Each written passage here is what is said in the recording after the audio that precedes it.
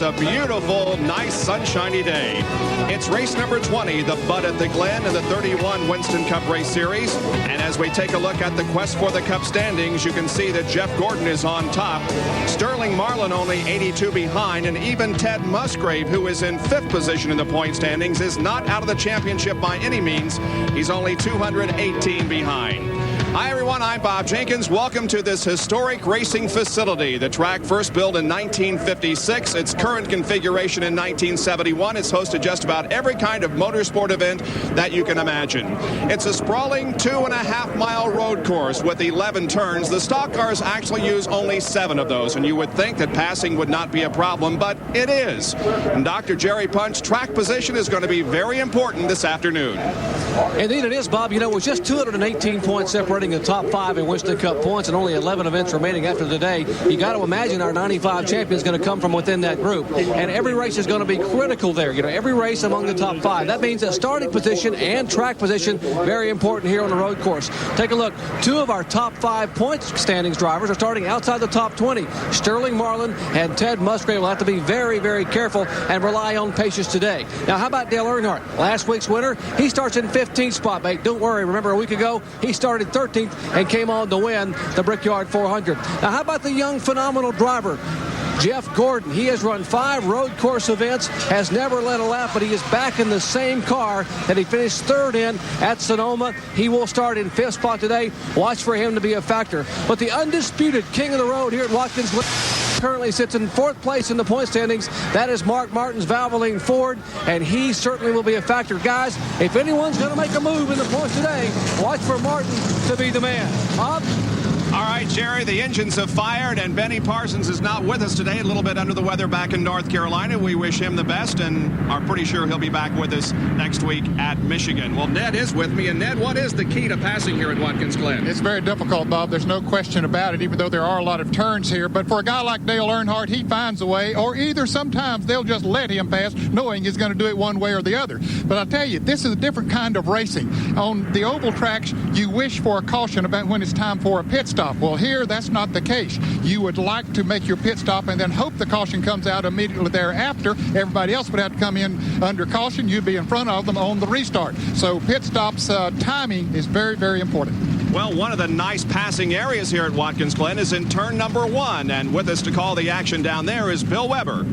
Thanks, Bob. I have the best seat in the house, and I have it all to myself. Me and about 1,000 or so of my close friends and family. 150 miles an hour in the draft down the front stretch into a tight right-hand turn. The key to braking in turn 1, the key to passing, rather, is braking. Now, if you catch up but can't get by here, you'll want to pass in the short chute because the race really begins in turn 2. It must be a single-file chase up through the S's. Then the charge is on to the inner loop. Waiting there, a man who's logged many laps around this course, some of them even on the track. Veteran road racing champion Dorsey Schrader. Thank you, Bill. As the cars approach the inner loop, they reach a top speed here at Watkins Glen of about 168 miles per hour. Now, they have to slow those cars down to, say, 55 miles an hour in second gear to get through the inner loop. This is a good passing zone. 2, maybe 3 guys can get side by side on the entry here. But once turned into the corner, it's single file time. Exiting the inner loop, the outer loop, or the old downhill turn 5, but with some new asphalt. And with a report on that is our own John Kernan. Thank you, Dorsey. You know, the folks here at Watkins Glen have done an excellent job in repaving some portions of this racetrack. Up to where Dorsey is, down through 10 and 11, and all the way down into turn 1. Some new pavement, and the drivers absolutely love it. And right here where I'm standing in turn number 10, they've even got a little banking that they've added here, a little bit of curbing, if you will, and that has changed the line for the drivers. That means they can turn in a little bit earlier coming in to turn 10. They can come through and use this curbing, get the tires up on it to break their slide. That sets them up for a straight shot down to turn 11, around and on to the start-finish line. What does this result in? Well, faster qualifying speeds for one thing, Bob. 13 of the drivers on Friday broke the old track record. Indeed, it was a fast field on Friday, and now the 40 cars that make up today's lineup begin to roll away for a couple of warm-up laps. And look at this, even the wildlife and the area is running toward the fences so they can see the start of the Bud at the Glen. A little bit earlier, we had a flyover. The planes are still up in the air, circling over this beautiful road course here in the Finger Lakes region of New York State. Let's take a look at the starting lineup for today's event. Mark Martin will be on the pole. He broke his own track record in qualifying and goes for his third straight victory here at the Glen. He has won his third straight pole. Bill Elliott, who finished fourth last week at Indianapolis, starts alongside. Terry Labonte is inside of row number 2. He has 2 wins so far in 1995, and Rusty Wallace second last week at Indianapolis. In row number 3, it's Jeff Gordon, the current points leader, and Michael Waltrip, who is 8th in points. Starting 7th is Ricky Rudd, the 88 and 90 winner here at the Glen, and Kyle Petty, who won at Dover earlier this year. Jeremy Mayfield starts in the 9th position, his second straight top 10 start, alongside will be Morgan Shepherd. In the 11th starting position, Bobby Labonte, 2 wins so far in 95, and Wally Dallenbach driving the 22 car. Starting 13th will be Dale Jarrett on a roll, and Ricky Craven, who's the top rookie in the series. Dale Earnhardt, the 7-time champion, starts in 15th position, making his 500th NASCAR Winston Cup start. And Ken Schrader, although we anticipate Schrader going to the back because he crashed in the final practice session yesterday. John Andretti will be inside of row number 9. Alongside will be Jimmy Spencer. In the 10th row, Joe Nemechek and Hut Strickland. Starting in row number 11, Butch Leitzinger, the road racing veteran, along with Robert Presley. Lake Speed will go in 23rd position, lined up beside Bobby Hillen. In 25th starting position is Jeff Burton. Alongside will be Ted Musgrave, 5th in the points. Darrell Waltrip has the 27th starting position, and Brett Bodine, the local favorite.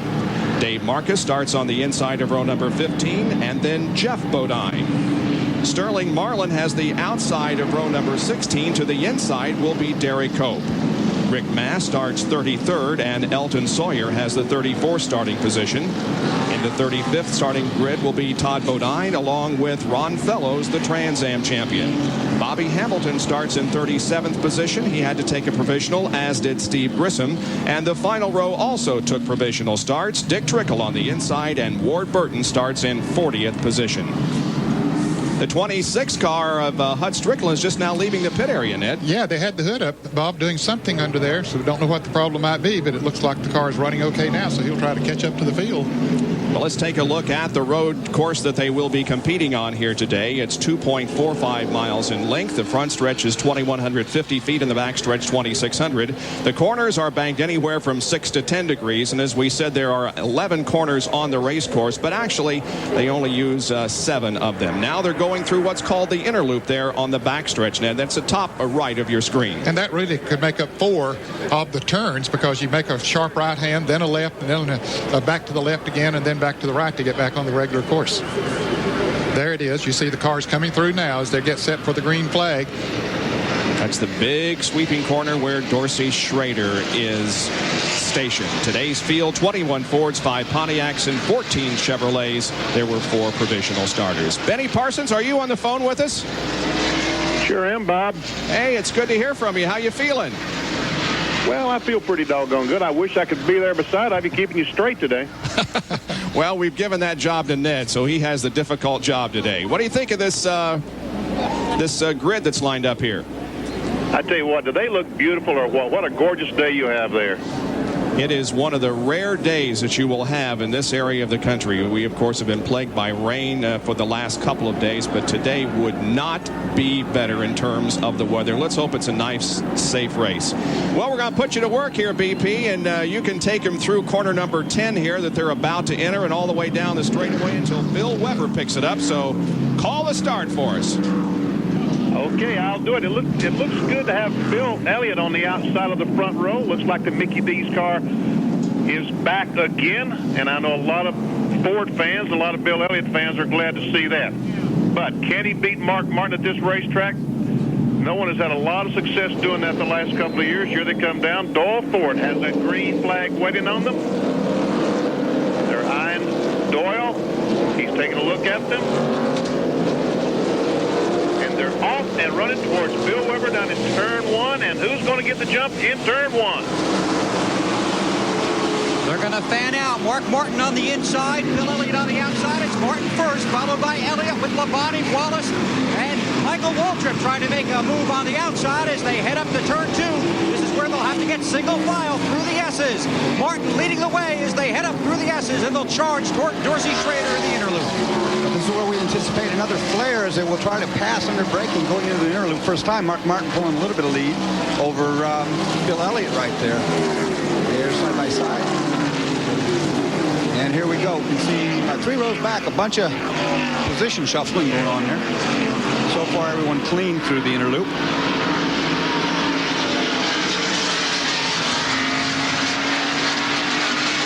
And that's the outer loop as Mark Martin goes down the hill and heads now toward the only left-hander in this course. Looking back on Bill Elliott running second. That's the new pavement that John Curtin talked about earlier. Here's Jeff Gordon making a move on Michael Waltrip as they go into turn number 10, and he goes into 5th position. Made that pass pretty easily, Bob. He had a good run coming into turn 10 there. And just Mark Martin leading lap number 1. He leads all drivers in laps led here at the Glen. 138 going into today. He's now led 139.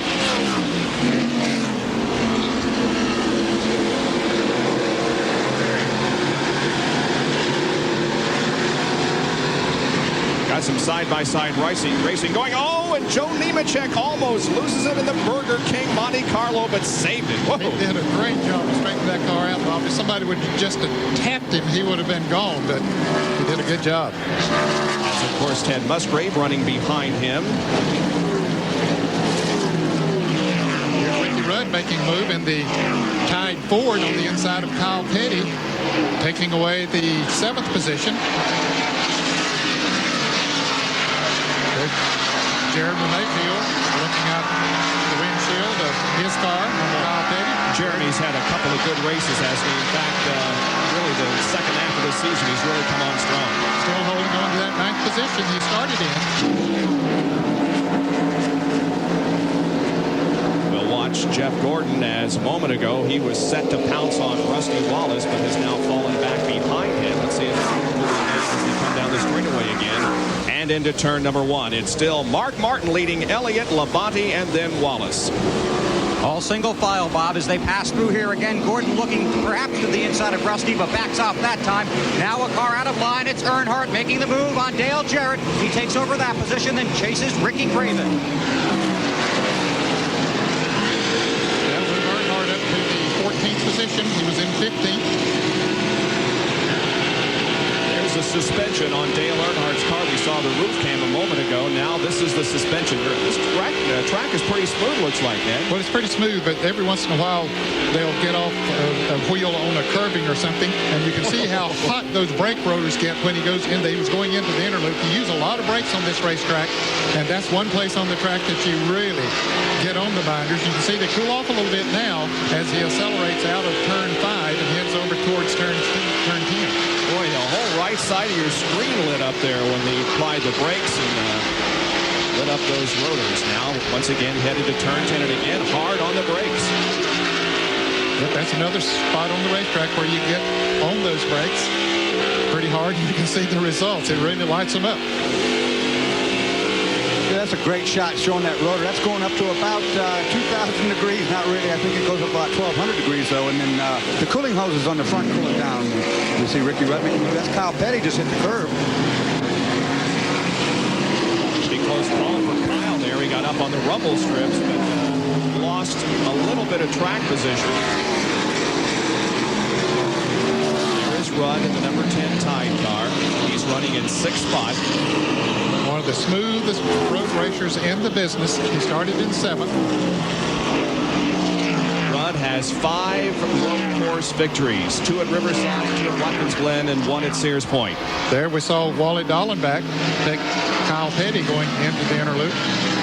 Here's a guy that would like to come up with a very good performance here at Watkins Glen. He doesn't have anything specifically lined up. We're talking about Wally Dallenbach for 1996. He says he has a few possibilities, but a good showing here could very well get him a good solid effort for 1996. Riding with Jeremy Mayfield in 10th position is Mark Martin. Leads after 3 laps at the Bud at the Glen from Watkins Glen, New York.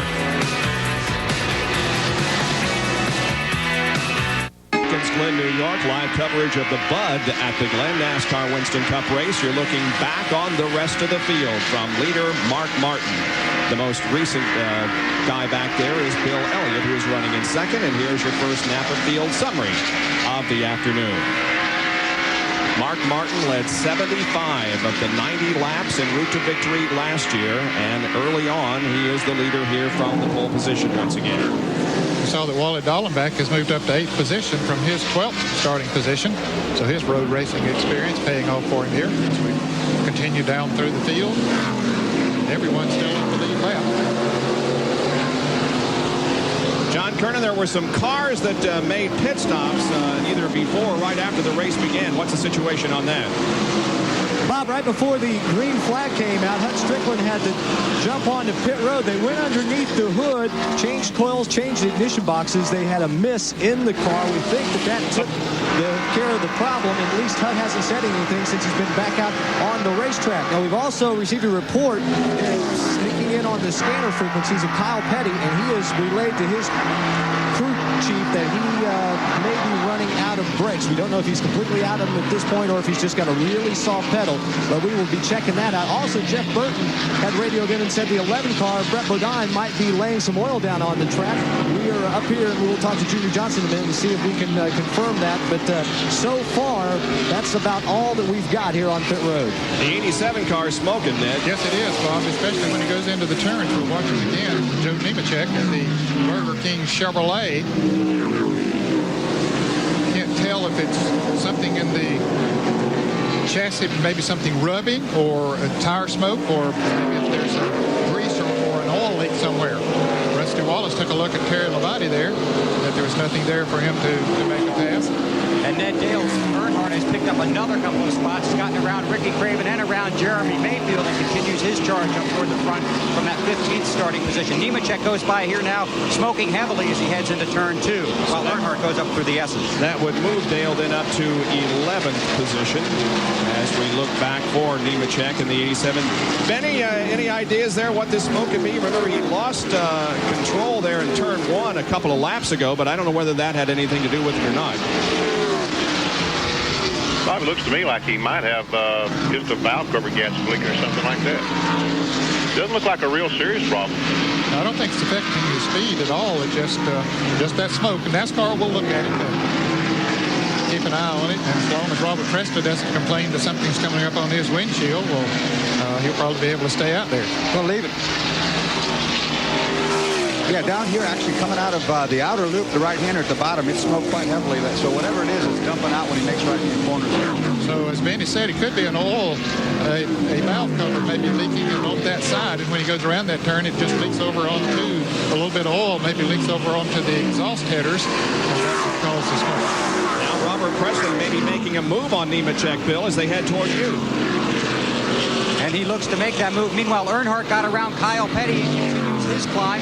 Here comes Presley, towed by leg speed, or towing leg speed actually, and they get around Nemechek, and there's a good shot of that car as it smokes heading into turn 2. And I think that's something that may be bringing him into the pits before long. He is losing positions.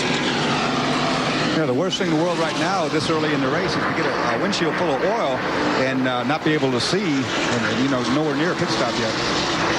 There is Sterling Marlin, who had a very poor qualifying effort and has moved up to 30th position from his 32nd starting position, so he's only gained 2. John, what's the story on the 87? Bob, I just talked to Joe Nemechek's crew chief, Mike Borschinger. He told me at first they were hoping, had their fingers crossed, that it might have just been brake smoke. But Joe has now radioed in on the last lap and says he's starting to smell a little bit of burning oil. So maybe Benny's observation is absolutely right. They're not sure if it's from the oil tank or maybe have a loose valve cover. But they would love to get a caution so he can get down here on pit road and check that out and hopefully get it fixed. Now, I mentioned the 11 car. I just talked to Junior Johnson before coming down to Nemechek's pit, and Junior says what he thinks is happening when Brett gets on the brakes, the fender rubs against the tire, and that's causing a little bit of the smoke that Jeff Burton had reported to his crew. All right, we'll be watching for that situation. There is Morgan Shepherd in the 21 car running in 14th spot. We do have a new second place occupant. That would be Jeff Gordon, and he made the move, looked like in turn 10, Ed. Yeah, he just moved. He drafted on Bill Elliott, and then all of a sudden he moved out to the inside. Bill didn't fight him going into that turn, which was very smart, and Gordon takes over the position. So it's now Mark Martin, Jeff Gordon in second, and Elliott in third. We saw Dale Jarrett and Morgan Shepherd there a moment ago racing, and apparently they got together a little bit. There's Shepherd off in the grass. We'll take a look at it. And that happened right up here in the braking zone. You'll see it on the replay here that two of them get in. And I think a little help from behind here, you'll see. Okay, we see Jarrett on the inside. Shepherd comes down there, and they touch, and Morgan goes around out into the grass to sit go forward. Don't think that car is hurt, really. It's just stuck out there in the grass. Has he been able to get it fired yet, Dorsey? Yeah, I believe he has returned. There's no caution, so he was out of harm's way. Yeah, there he is. There he is. Also looks like there might be some tire smoke coming from the left side of the Haviland Ford going through turn 1, and Joe Nemechek continues to smoke as he makes that turn through here and heads up to turn 2. Yeah, I thought maybe there was some contact between Shepherd and Jarrett that may be causing some problems for Dale as the afternoon goes along. This is from Jeremy Mayfield's perspective, the incident right ahead of him. Yep, there was definite contact as they went in there, and around Shepherd went. Back up front. Situation, two cars trying to get in the same place at the same time, Bob. Exactly. It's Martin, Gordon, then Elliott, Labonte, and Rusty Wallace, the top 5 as we ride with Rusty. And the last couple of times down the front stretch, guys, Rusty's taken a look to the inside of Terry Labonte. He hasn't been able to make that pass yet, but he keeps lining up on the last couple of laps. Not going to make it this time either. Single file as they go through one, followed by Michael Waltrip, and then Wally Dallenbach, who continues to move up through the field. There is Terry Labonte on the right. He also, along with Dale Earnhardt, is making his 500th NASCAR Winston Cup start here at the Bud at the Glen. We have completed 11 laps of this race. It's Mark Martin, then Gordon, Elliott, Labonte, and Rusty Wallace. Back at Watkins, Glen, New York for the Bud at the Glen NASCAR Winston Cup race. There are your top 15 at the conclusion of 12 laps. Still Mark Martin leading Jeff Gordon and Bill Elliott. Moving up nicely into 25th spot would be Hut Strickland, who, made that pit stop before the green flag came out. Really started from the tail of the field and has now moved up to the 25th position. Of course, Hut had originally qualified in the 20th position.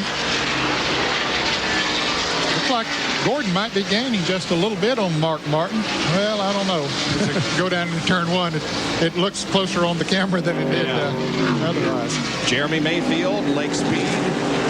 Also Ted Musgrave and Robert Presley are battling for position here. And Rusty Wallace just got around Terry Labonte down here in turn 1, so he picks up position. And also last time through here, Sterling Martin lost 2 more positions as Ward Burton got by, and it looks like the Kodak Chevrolet may be slowing somewhat its pace on the race course. There's Lake Speed going around the 98 car of Jeremy Mayfield. Let's take a look at that move that Rusty made down the front stretch and into turn number 1. Well, there he pulls out. Tries to get on the inside of Labonte, and he clears it. Going into the turn, no problem. And at the top of your screen was Wally Dallenbach, who also went left to try to pick up a position from Michael Waltrip, but was unable to. Guys, it's unbelievable. Yeah, Jeff Gordon, we found out this year is a great super speedway driver. He won the race in Bristol, so he's a short track driver. And now there's a road racer living in that little bitty body. Where does all those people go? He is incredible, isn't he? He has a tremendous amount of talent. And it looks like Bobby Hamilton has a problem. Yeah, maybe an engine problem, Bob. A lot of smoke coming from the STP Pontiac, and has headed already to the garage area. So the STP Pontiac starting from the outside of the front row last week at Indianapolis with early problems. Let's go to the pit area for a report. Bobby Hill has made a couple stops on pit road. The first when he pulled in, they had a fuel leak, a problem with the carburetor, and some raw fuel getting into the cockpit of the car. In fact, some of it leaked out on pit road and made quite a puddle, so they had to tighten that up, and then they had to use shop towels to soak up the gasoline that was inside the cockpit. And upon leaving, he was in too big a hurry and went too fast down pit road, had to come in for a stop and go. Let's go down pit road to Dr. Jerry Punch. We're standing by in the Wood Brothers pit with Len Wood. And Len, a moment ago, we had a little bit of a shunt between Morgan Shepherd and Dale Jarrett. What happened out there? I think they were both looking for the same spot on the racetrack at the same time, and they got together, and Morgan spun off the course. I think it knocked the front end out of line. We need a caution right now to get caught up and work on it a little bit. So they're hoping for a yellow flag here. We might also comment that the car number 4 of Sterling Marlin is being shown back in the pack. Apparently is having some transmission problems. He is being shown in 33rd spot. Remember, we told you at the top of the show, the points are going to be critical here as Rusty Wallace makes a move inside of Bill Elliott. Yes, indeed. Once again in turn 1, where Bill Weber is positioned. He got to the inside and passed Bill Elliott, so Rusty now goes to 3rd. And Dale Earnhardt just got past Michael Waltrip, and he and Wally Dallenbach both picked up a position. Dallenbach the last lap through here, and Dale Earnhardt just now picking up a position, passing past Michael Waltrip, and Earnhardt continuing his charge from that 15th starting position. Hey, Earnhardt's got some rub on there, the left side there, Ned. Did look like a little bit of damage there, Bob. Not affecting the performance of that Goodwrench Chevrolet. He now has moved up to the 8th position. Michael Waltrip drops back to 9th. You can see the green car on the right of your screen there was Bobby Labonte, who is running in the 10th position. But some pretty good damage to that left front on the Goodwrench Chevrolet, guys. Yes, there sure is, Benny. I don't know how that happened, but it's definitely rubbing the tire. Well, there's Ricky Craven. He was running in the 12th position. But here, coming off of, where's that, turn 1? I believe the outer loop. Okay, the outer loop over there in front of Dorsey Schrader. And a lucky guy he was. It's a high-speed section. He didn't get in the grass. Otherwise, he wouldn't be pulling away. Real lucky spin there. He stayed on the pavement and keeps going. Here's Earnhardt again making the move. Excuse me, Bob.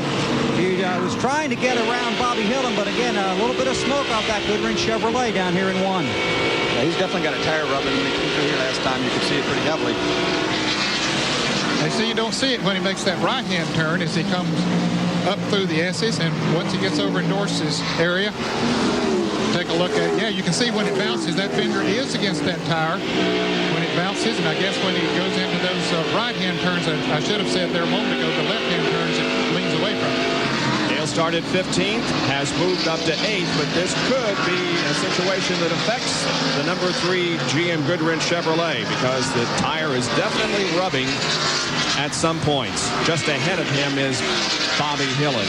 Let's see if we can determine how this happened.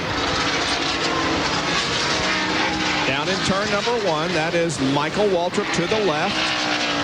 It gets on the inside of Michael. Michael comes down to go into the turn like he normally would, and they get together, and that's where the damage was done. Let's go to the 5th and Jerry Punch.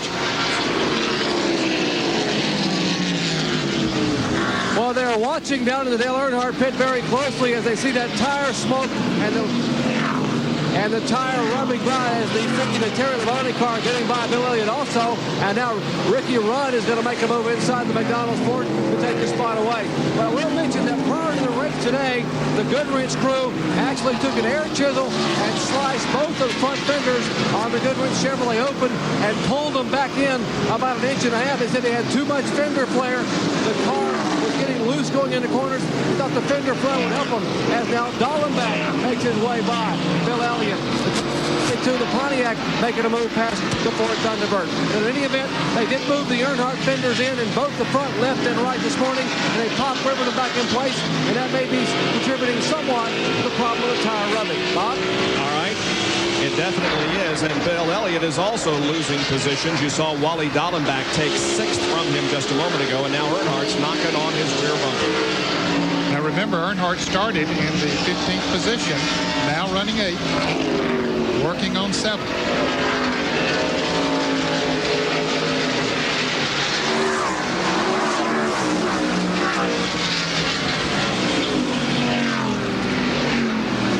Earnhardt again steps out of line.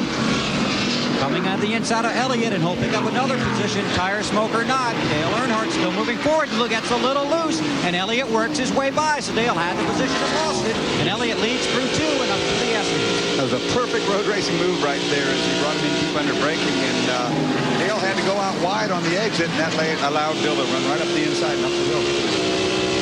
However, I still think Bill's falling back. You know, he's losing position, so his car's off a little bit right now.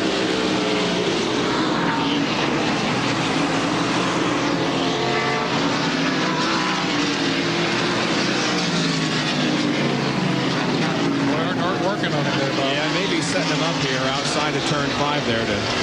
Yeah, he's got the wider line, so he will probably get more speed coming off that corner and run down toward that left hand side. Interesting to see if Richard Juras and the crew has told Dale Earnhardt not to use so much brake going in the corner so he wouldn't drop that fender down on that tire so much. That's a good point, BG. Those brakes hard, you shift that weight down there, well, it certainly makes it rub more. Let's see if Earnhardt makes a move, Bill. I think he's going to try it again. He's going to try and pull him up again, Bob, to the inside. Elliott sweeping into the turn, holds off the Goodrich Chevrolet. That was close. And by the way, it looks like Rusty's closing in on the back bumper of the DuPont Chevrolet. Right now, Earnhardt chasing Bill Elliott. The McDonald's Ford leads the charge up through there, followed by Earnhardt, and it's Michael Waltrip. So a lot of good racing going on back there, but up here it's still Mark Martin leading Jeff Gordon as we're 19 laps into the 90-lap Bud at the Glen from Watkins, Glen, New York. It is still Mark Martin, but in second place now is Rusty Wallace, and then Jeff Gordon and the 5-car of Terry Labonte. And looks like Jimmy Spencer got off course. Yeah, taking a little ride over there in turn 10, but he keeps it down on the grass and didn't hit anything, Bob, so it shouldn't hurt anything. Hut Strickland, he's been in the pits for a lap, and they're pushing his car to the garage area, and another driver that's already in the garage area is with John Kerner. Well, Ed, you can see the STP crew working furiously underneath their Pontiac. They're trying to get Bobby Hamilton back out there. But Bobby, you guys had to use a provisional to start this race on the outside pole last week at the Brickyard to a provisional this week. But you were making some moves until what? The transmission broke? Yeah, we got into third gear. Schrader and I was really running good together. You know, I was letting him open the holes up, taking advantage of them. But both cars, the 25 car and the 43 car, was able to pass on the outside, the inside. The car was flawless. I mean, it was driving very good. And I'm not a road course person, but if I got something to judge off of, I usually run good. But we felt real good about the progress he was making. Now we got to see what we can salvage out of it. Well, they will try and get this car fixed, get it back out on the racetrack. And, well, speaking of the Petty family, Kyle Petty, Richard's son, is slowing down out there on the track. Remember, we had told you earlier, potentially no brakes for him. Well, he's very slow on the racetrack. He was running in 11th position, but has encountered some kind of a problem. He's trying to get to the inside so that he can enter pit road. Kyle Petty is not looking very promising here after 22 laps. Yeah, it doesn't look like he has power. Now, whether the engine's running or whether the gearing came out or something, Bob, but he's just coasting around. I think he is going to be able to get back to the pits before the thing finally quits rolling on him. Yeah, he was right at the entrance. In fact, yes, he has made pit road. And Dale Earnhardt now taking a look on Bill Elliott once again. These two have been battling for several positions. Dale had the position for just an instant, but then lost it as he came out of turn 1, and Bill got it right back again. So it's still Elliott running in 7th and Dale Earnhardt in 8th position. Guys, the car 1 has been smoking really heavily as it comes around the outer loop here. It still is smoking heavily right now as Earnhardt makes a move on Bill. And there's contact. Bill spins around into the grass. Earnhardt gets by. Bill makes the save, loses 1, 2, 3 positions, then climbs back on the track in front of Dale Jarrett. So Earnhardt and Elliott. Dale was trying that move for several laps. Finally dove it in deep. Bill didn't want to relinquish his hold on that spot. There was contact, and the McDonald's Ford goes around here in turn 1. It's incredible that he didn't lose any more positions than he did. Yeah, really. He did a good job of getting it back out on the track. He lost, what did he say, 3 positions there, so that's not bad to make a complete 360. So he falls now to 10th position and will be right ahead of Dale Jarrett and John Andretti. Here it is again in 1. Well, there again, It's two drivers going for the same piece of real estate. Earnhardt down on the inside, thought he had it there. Elliott came down going into the turn as he normally would. We'll watch it from the high camera coming in here. There's Earnhardt driving down on the inside. You see Elliott coming right down like he normally would going into that turn. Apparently didn't realize that Earnhardt was that far along up beside him and shoots him right out into the grass. And real time now from Dale's roof cam.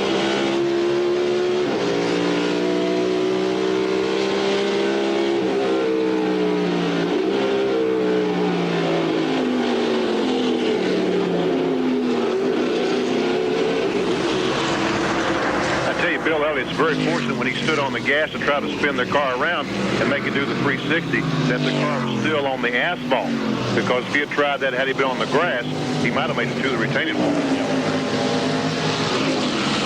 You can see in the middle of this pack, Wally Dallenbach just coming through turn one a moment ago. He got around Ricky Rudd, and Dallenbach in the MBNA Pontiac has climbed into 5th position after starting 12th. Dorsey, there he goes. Yeah, he's been working real hard through the inner loop here under braking, trying to get that move done, but gets it done in turn one, and he is on the move.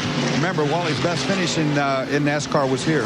Number one car pitting for that smoke now. Yeah, Rick Mast has brought the Skoll Ford in for a stop. Going to go to work on the left side of the car, and Ted Musgrave is just coming out. Yeah, he was just in for a 4-tire change and a fill up of Unocal gasoline, and they're doing the same thing to Rick Mast, and I guess they'll check out that smoke. Yeah, there's somebody looking underneath there to see where that smoke's coming from while they change the tires on the other side. Going under the hood, see if they can see where the smoke's coming from. Had a great run at Indianapolis last week in the Brickyard 400. Rick Mast did. Finished in 8th place. And John Kernan has caught up with Kyle Petty. Well, he lost the brakes early, and then, Kyle, what put you back here in the garage area? You know, it just slowed down going up through the S's. I don't know if it's a motor coming out of it, or maybe the transmission coming out, or rear end.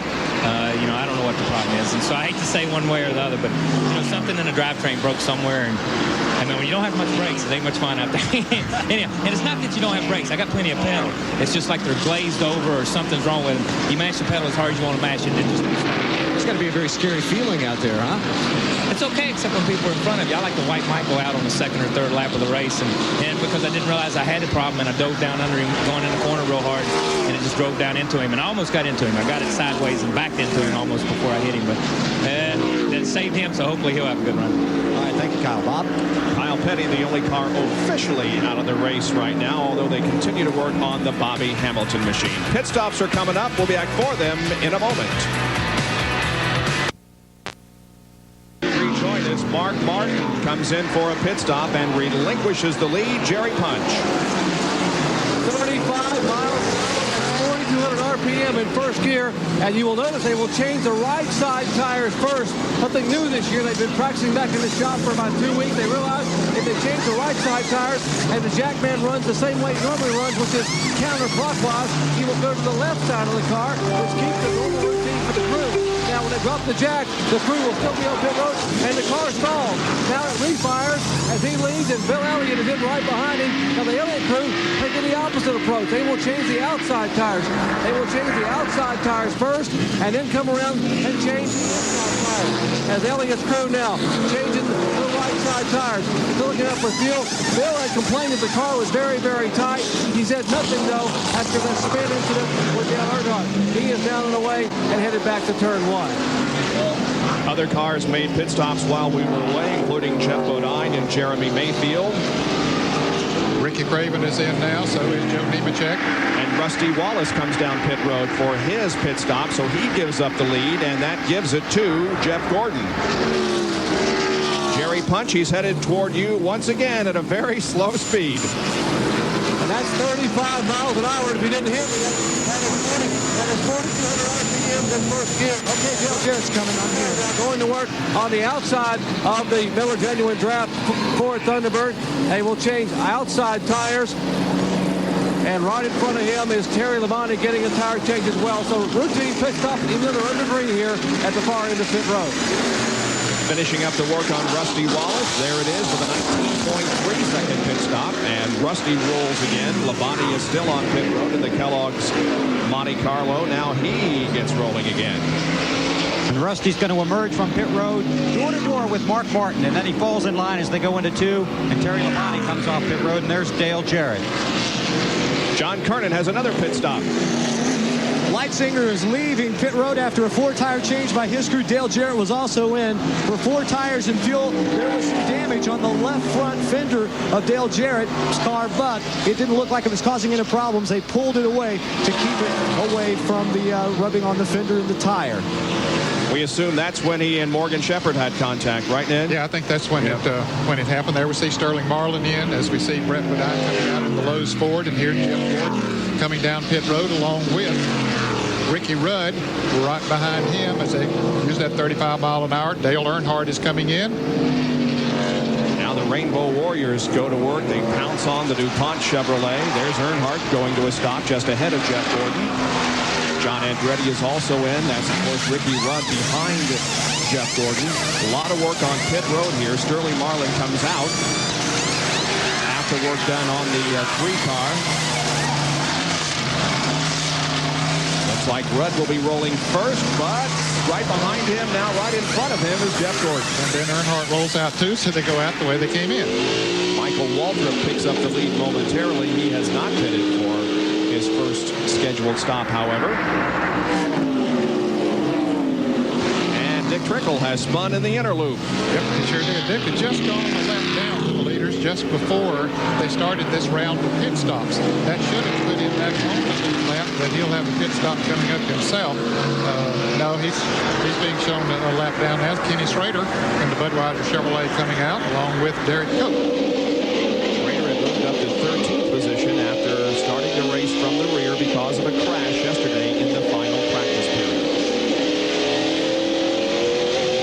Well, when Dick Trickle spun up here in the inner loop, Steve Grissom had to go completely straight through that area, and then be interested to see what they do there. Michael Waltrip gives up the lead to come in. That's his first pit stop. John Kernan, can you see this? Yes, I can, Bob. It'll be a 4-tire change for Michael Waltrip. They will do the work on the left side first and come around to the right side. Second can of gasoline going in. Waltrip, a little bit of damage on the right side of the car where he'd gotten into someone out there on the racetrack. They finally get the lug nuts tightened, and Michael Waltrip, he stalls the car. They're having to push him to restart the car. Waltrip losing some valuable time here on pit road, but finally he is down and away. John, that damage came when he and Dale Earnhardt got together down in turn 1 when Earnhardt was passing him. So Michael Waltrip now rolling once again, headed up toward the S's. It doesn't take long on a road course to get your speed back up, unlike a Daytona or a Talladega. And look, Mark Martin finds some company on his back bumper there now in the way of Rusty Wallace. And those guys are about 7 seconds ahead of Gordon and Labonte and Ricky Rudd. They went by about 7 seconds before that trio emerged from pit road, and Rusty trying to chase down Mark. Now that's Rick Mast that is still smoking back there. We heard that he had dropped a cylinder and the thing continues to smoke. So Rick Mast having his problems. Rusty Wallace all over. Mark Martin now. Looks like Rusty Wallace read about not having won a road race since 1990 and is trying to make up for that today in 1995. BP came in here with a lot of confidence. They have a new car, and here's Jeremy Mayfield and the RCA Ford in for a second pit stop. He had been in a little bit earlier for a pit stop. Let's go back to the pits and John Kernan.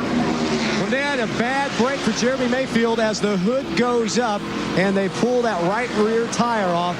Apparently the battery is gone dead or going dead, and it looks like they will probably have to change the battery. So this is going to take a long time here on pit road, and Jeff Burton is now pulled off the course up around the inner loop. Dorsey, what's the deal there? Yeah, I saw that as he came up out of the S's, it looked like a big puff of smoke for Jeff Burton. He coasted to a stop, pulled off the racetrack. I'm afraid his day might be done. Yep. It looks like the fans are just trying to get in the car there with him, help him out a little bit. They're not quite as close as it looks there, I don't think. But Rusty Wallace is close to Mark Martin. He's as close as it looks right there. You better believe it. He is really battling Rusty and Mark right now. Rusty, of course, with a great run at Indianapolis last week. John, what's the deal on the 98? Bob, what has happened, apparently a wire from the alternator has broken. What that means is that the alternator cannot charge the battery, so they have zapped the battery strength. They've just sent a crewman scurrying back to the garage to get some parts to hopefully get this car fixed and get the RCA Ford Thunderbird back out on the racetrack. But right now, Jeremy Mayfield is sitting in the car still here on pit road. And up through the S's come Martin and Rusty Wallace once again. And Wallace just looking for any opportunity at all to pass him. Let's see if it might happen as they go to the inner loop. He's been trying it here every lap. He's really been hard on the brakes getting into the inner loop. Right now, he's on the outer line. He's not going to make a move this time. So Mark Martin holds off Rusty Wallace's challenge for the moment. And we'll have more of our live coverage at the Bud of the Glen from Watkins Glen International in a moment.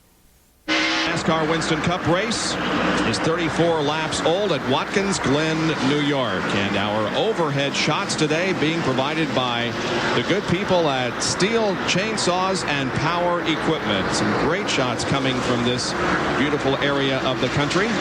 And there you can see the interval between first and second. Mark Martin just a few car lengths ahead of Rusty Wallace. The AutoZone interval leaderboard will show you that the interval between first and fifth is just a little over 8 seconds. And here we see Sterling Marlin, the yellow car. He's about to go a lap down, Bob. He's being shown in 29th position. Dave Marcus is right behind him. Dave is the last car on the lead lap, but he's in danger of going a lap down. We understand the 25 car. Oh, yeah. Ken Schrader is in trouble with a lot of smoke coming from the left side of that machine. Yeah, it's coming out the exhaust pipe, Bob, so that's not too good. Understand that it could be a transmission problem for Ken Schrader. Well, they're looking at under the hood. One crew member looking at under the rear of the car. Of course, as we pointed out earlier, not been a good weekend for Ken Schrader and the Budweiser team. He had crashed here yesterday afternoon in practice, had to go to a backup car, and had moved back up through the field pretty good. He moved up into the top 15 at one point, and now sits on pit road. That looked like a valve problem with the smoke coming out the exhaust pipe. And Earnhardt. Look at this. He's got something dragging on the right side of the car and has slowed considerably. We're streaming from this side, Ken. There's something you can see that's flapping in the wind there on that right side. I thought I saw that earlier right after he came out of the pits and thought it was just a piece of tape or something, and I think that's what that part is. And is he really going slower than he was? Jerry, what's the situation? That strap you see dragging on the right side of the Goodrich Chevrolet, that's been there about 15 laps. Actually, it was here when he pitted. It was just simply a little plastic strap along the right side of the car. The problem, though, with Earnhardt is much more severe. He radioed and he has lost second and fourth gear.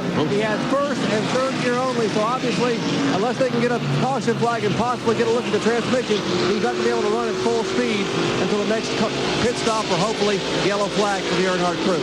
Well, another possible setback to Dale Earnhardt's quest for 8 NASCAR Winston Cup championships. Benny Parsons, you're an expert on these transmissions. What kind of a problem will that pose, having to miss a gear in shifting?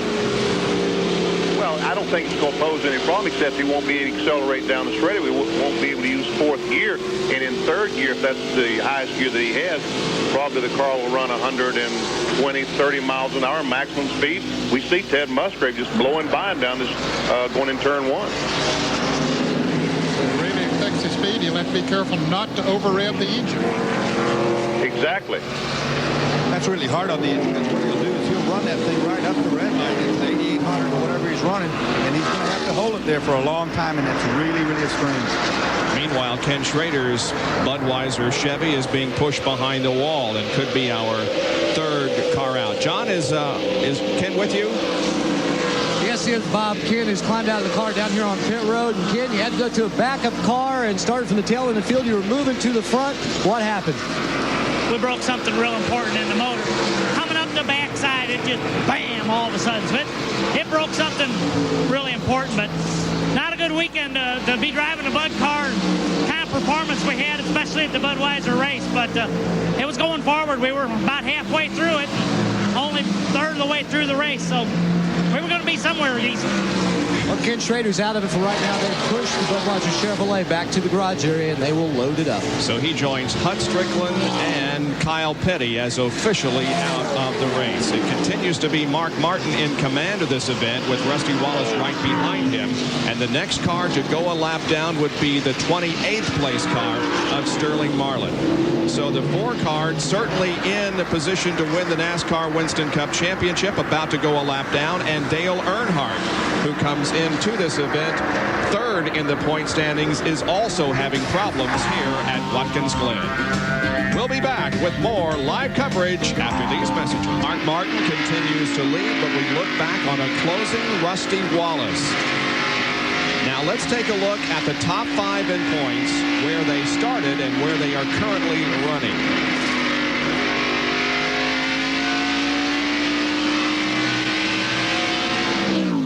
Well, that Marlin is not in 5th place now. He is currently in 27th place. And just about to be lapped, Nick. Yes. But he hasn't been, and it's been a couple of laps that Mark has been working on him, and understandably, Marlin doesn't want to go a lap. So he's trying desperately to hold on to that position. Martin, except for the pit stops, has been in command of this race. He led 75 laps last year. He led 66 of the 74 at Sears Point earlier this year and finished second. Dale Earnhardt is really struggling coming through one. You see Mark trying to get around Sterling right in behind. But Earnhardt really struggling. Dr. Jerry Punch, more on this. Well, now the big concern in the Goodrich pits is brakes. Now, we have a suspension camera on the Goodrich Chevrolet. We'll maybe be able to show you a little later on. We're going to keep an eye on that. They have told Dale Earnhardt, hey, with no 2nd and 4th gear, you're just going to have to keep it in 3rd gear and ride. But you got to be very, very careful of those brakes, because you don't have 2nd gear to slow the car down, and you're going to use those brakes up. So please be very easy on the brakes, and all you can do is ride right now with 3rd gear only. And look at the incredible difference between this time and at the start of the race when he was really climbing on the binders. Yeah, we don't have near the red there that we saw earlier, so he is taking it easy on those brakes. He's not running near the speed that he was before either, so that would make a big difference. He's got to try to conserve everything right now, guys. You know, he's in a wounded car. He's waiting for a pit stop or something to happen. But if you push a car that's hurt like this, it will blow up on you. So he's trying to get through.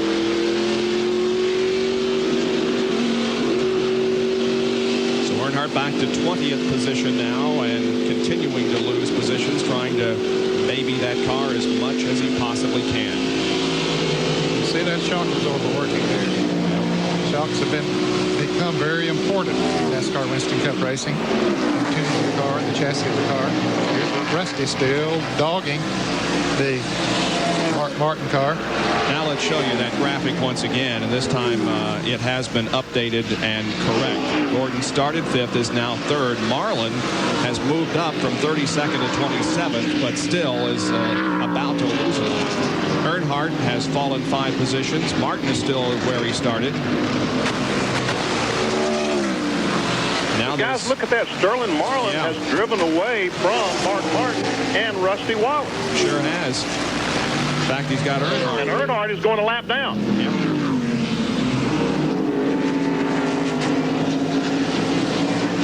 Well, we understand that last lap through there, he went straight through, did not make it through the inner loop. But in the driver's meeting, they told him that if you go straight through there, it's going to be a stop-and-go penalty unless you didn't gain anything. Right. When you come back to the start-finish line, if you hadn't gained anything, well, then you would not be penalized. You know, guys, he might have gone straight through there and let the guys behind him through cleanly. Obviously didn't gain anything as he's falling backwards, so maybe it was a courtesy call on his part. And pretty soon there's going to be a battle for 3rd. Wally Dallenbach is really closing up on the DuPont Chevrolet of Jeff Gordon. They're exiting turn 2, heading up through the S's. And that MBNA Pontiac is climbing right in behind Jeff Gordon, Dorsey. Yes, he is indeed. You know, Wally's been real smooth. You got to watch him. I think guys have kind of forgotten about Wally being out there. They're not accustomed to him being right up there, and he's sneaking it right up into the top 3 right now. Is he going to make a move there, Dorsey? Yeah, indeed he is. As he's come through here. True road racer, under braking, gets through there. I've raced with Wally Dallenbach a lot of times, guys. He's got a lot of experience at this racetrack. racetrack and a lot of different cars. And, there's no question about it. He's bucking for a ride. He wants to be back in this Winston Cup circuit full-time, and he'll do everything he can to win this race today. He sure does. So Dahlin back. I wonder if Ray Evernham has told Jeff Gordon, look, Earnhardt's having trouble, Sterling Marlin's having trouble. You've got to finish this race. If you can finish this race, we just might win the championship. Is he points racing right now? Good point, BP. Could very well be. And certainly he doesn't need to take any unnecessary chances at this point with his a couple of his competitors having troubles. We understand that the Earnhardt car has been black flagged. Well, it might be for that violation over there at the interloop. Is look at Rusty Wallace drive right up on Mark Martin and might have tapped him just a little bit there as he came up on they were Dale Earnhardt. Trying to get around the Dale Earnhardt. They continue to run in the same order now. Mark Martin has led all but 4 laps of this race. And by the way, while the pit stops were being made, Jeff Gordon did have the lead. That was the first time that he led on a road course. Yeah. Sorry, Jimmy Spencer off the course down here. Backs it around, gets it back in gear. And Jimmy, after another adventure, will head back out on the track. Mr. Excitement, providing a lot of excitement for people all around the course. That's at least twice that he has gotten off the racetrack. And he's in 15th spot. May have lost a few positions there, but he's back in that general area. Yeah, I think he lost about 4 or 5 spots there, Bob. We're going to take a look at it and see what happened to Jimmy. He's already in progress. He's gotten off course, spun around, brought up a little dust. That's hard to imagine after all the rain we had here on Friday and Saturday, but nevertheless, it does bring up some dust right in front of Bill Elliott. Jerry has an update on Dale Earnhardt's situation. Well, apparently we're not the only ones that's had some radio communication problems out here at the far end of pit road. NASCAR just a moment ago radioed their official and said, you must tell the 3-car they must go through the chicane. Apparently the official misunderstood and told the crew chief, you can bypass the chicane. So Earnhardt went straight through, providing you don't gain anything. So he went straight through to save his brakes. When the NASCAR official from the tower saw that, he said, no, you must go through the chicane. Then the official heard him on his radio and went back and said, no, guys, you have to go through the chicane. The inner loop up there, you cannot bypass. So apparently a little miscommunication, but they now have it straightened out, and Earnhardt will not be made to come on pit road. Well, of course, not going through the inner loop right there would save some brakes. Let's give a call to Butch Leitzinger here on the number 40 car, running in 13th position, a real true road racing veteran. He has been moving up through the field very nicely.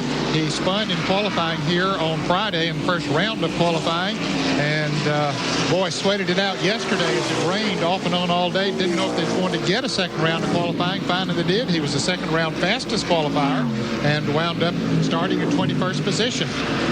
So he'll be eligible for the wild card of the Busch Clash then next year. Yes, he will. How about that? Yes. There you see that Bill Elliott, the outside pole sitter, is falling back. Evidently, the Busch's problem he had early on is not gotten any better. Yeah, he's continuing to fall back. He's now in fourth to make it 15th position. There's Robert Presley right there, who is in a battle not only on the racetrack, but for Rookie of the Year honors. He trails Ricky Craven at the moment by just 3 markers. So a good showing for Presley and a bad one for Ricky Craven. Could change that situation, but Craven at the moment is running 17th. John Kernan has more on Robert Presley. Well, I was talking to him this weekend along with his car owner, Leo Jackson. They came up just prior to the Brickyard 400 and tested here, brought Trans Am Road Racing Ace Jack Baldwin to help him out. And if you saw NASCAR Today with Dave Despain and Alan Bestwick on ESPN2, you heard that the fact that they asked Ricky Craven if he had a coach, and he said, well, once Robert Presley's out there on the track, he won't have Jack Baldwin in the car with him to help him out. But Robert said Jack helped out tremendously, and it looks like he has learned those lessons well. Indeed it does. Well, Sterling Marlin has lost a lap, so has Steve Grissom, so then there are now 23 cars on the lead lap, and the next car to go a lap down would be Joe Nemechek. There's Marlin in 25th position, but down a lap before we reach the halfway mark. We can see the 43 car of Bobby Hamilton is back out there, Bob. He is about 30 laps down. Mark Martin continues to lead the Bud at the Glen by the narrowest of margins over Rusty Wallace. Shifting those gears, Benny, like you were going to make race noises and pretend like you were back in the car again. Hey, like a short, long shifter, huh? Yeah.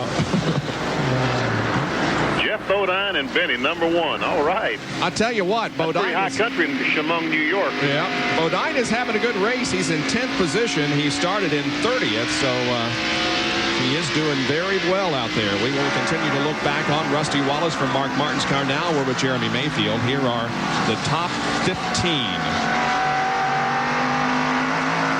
Bill Lilly, as you can see, has dropped back to 15th position after starting this race from outside row number 1.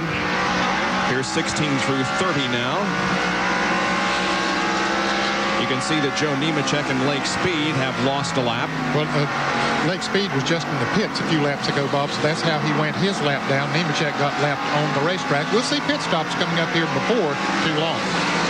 And finally, the remainder of the field. Notice that Ron Fellows in 34th position is out of the race. Ron, of course, the SCCA Trans Am driver who won here at Watkins Glen yesterday.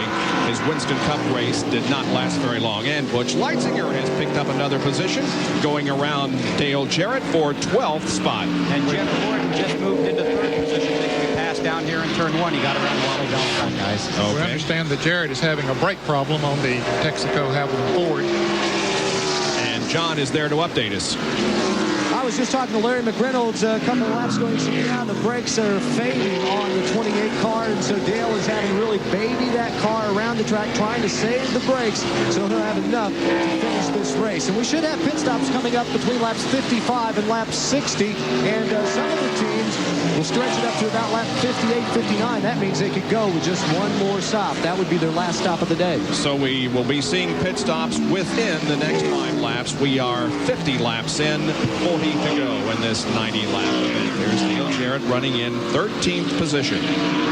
But Darrell Waltrip is coming up on him. Darrell is running in the 14th position. Darrell having a good run here today in Western Auto Chevrolet.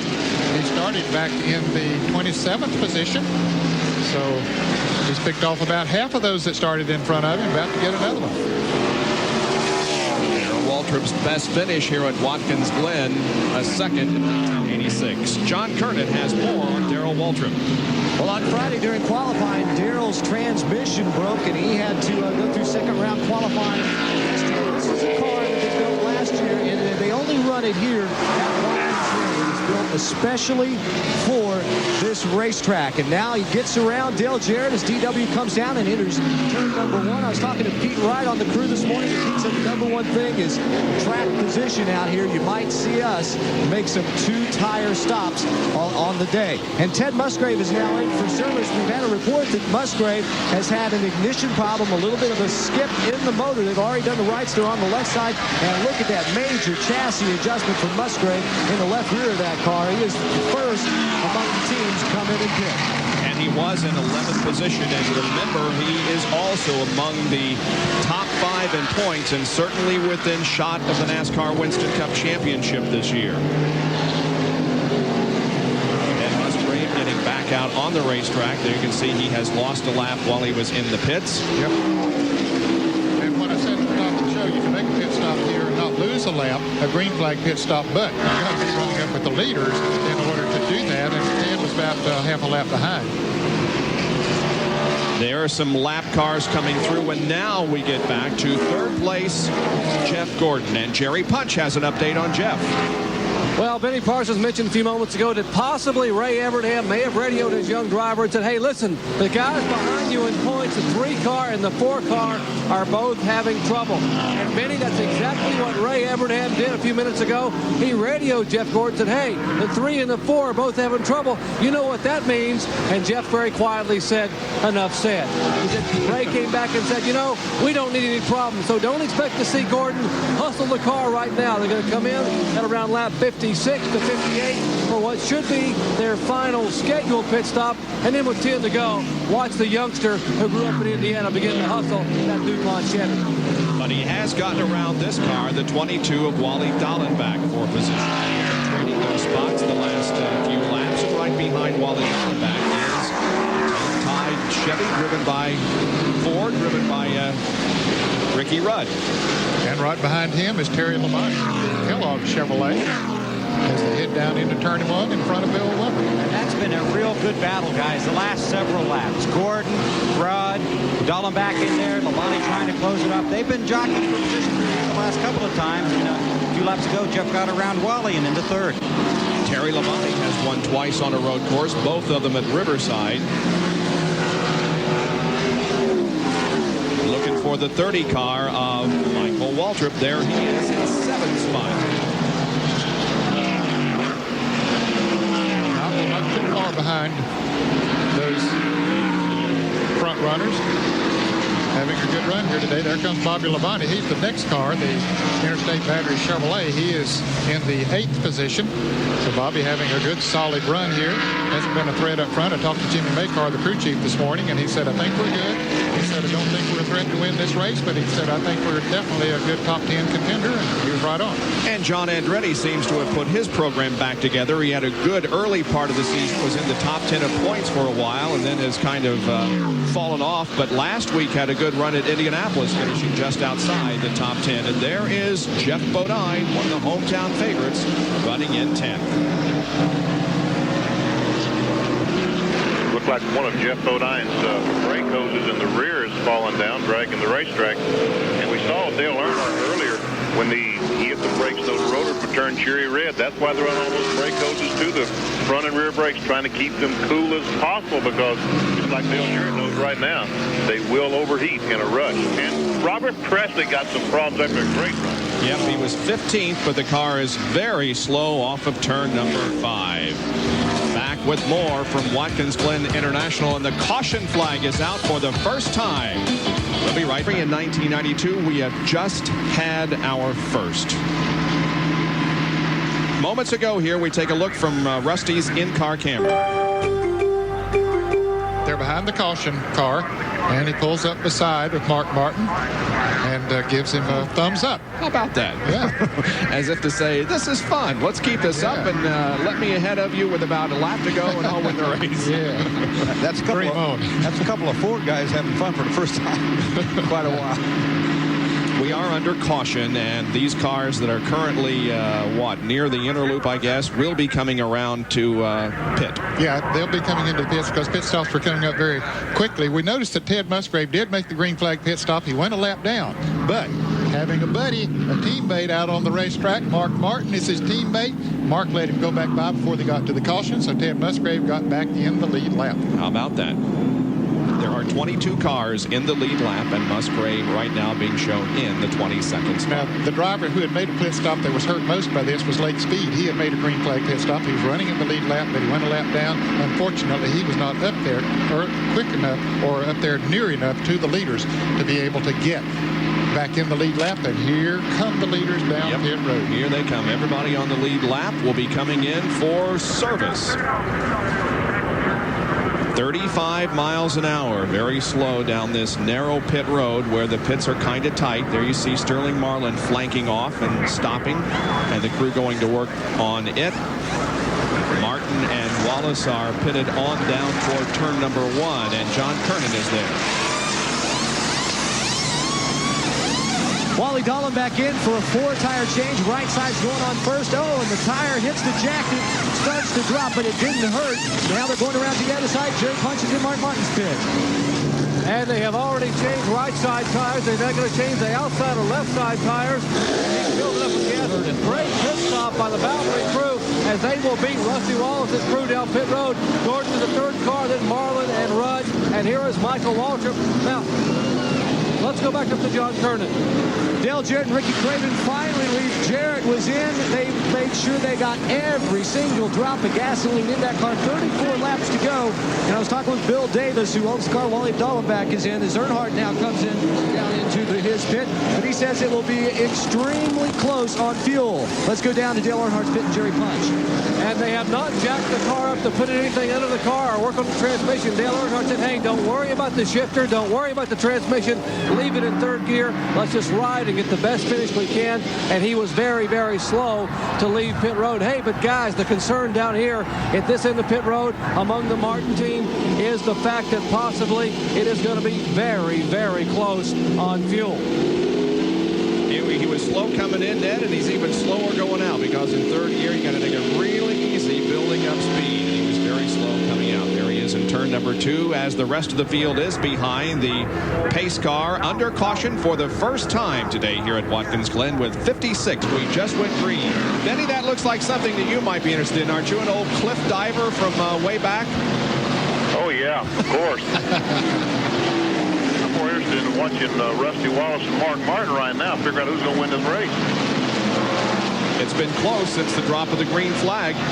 Mark Martin has held the lead for most of that time except during pit stops, but Rusty has never been more than just a few car lengths behind. They're bottled up behind now some slower traffic. That's Elton Sawyer and Bobby Hamilton. That's sometimes the break you look for if you're a Rusty Wallace trying to find a way by Mark Martin. Is have Mark get held up behind somebody and look to go the other way, but it didn't happen this time as they're clear out of here.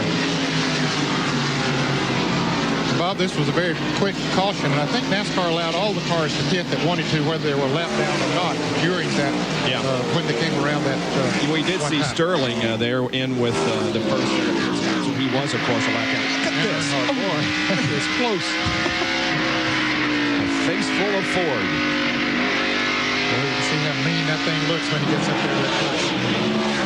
So we understand that Robert Presley is still having a problem in the 33 car. Somewhere on the racetrack going slow. He came through the inner loop up here and he's shaking the car back and forth like something, almost like a fuel problem, but he's this close and got a yellow flag up here.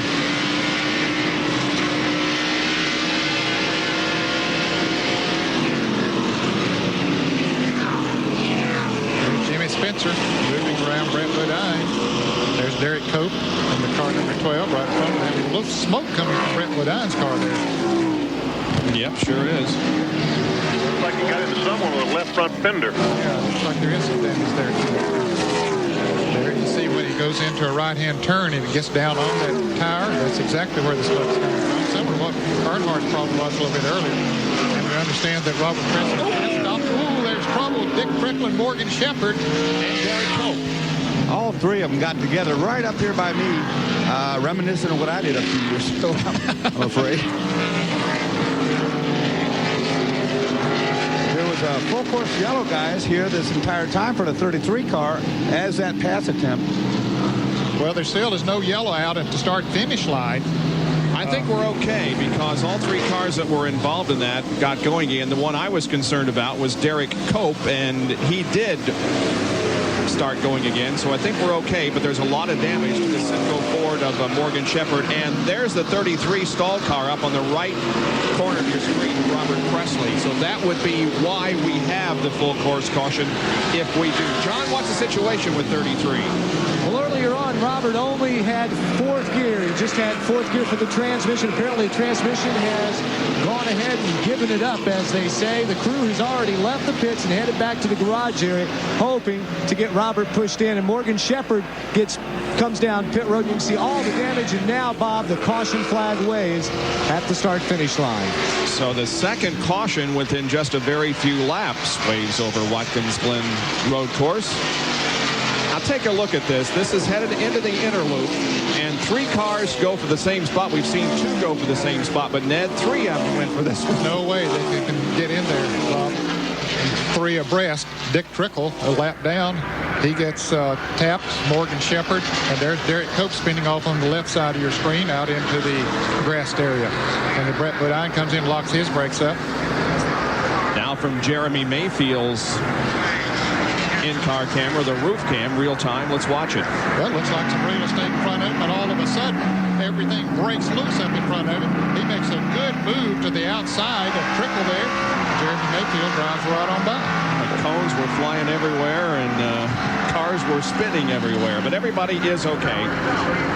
But we are under caution for Robert Presley's stalled car as Mark Martin continues to lead at Watkins Glen.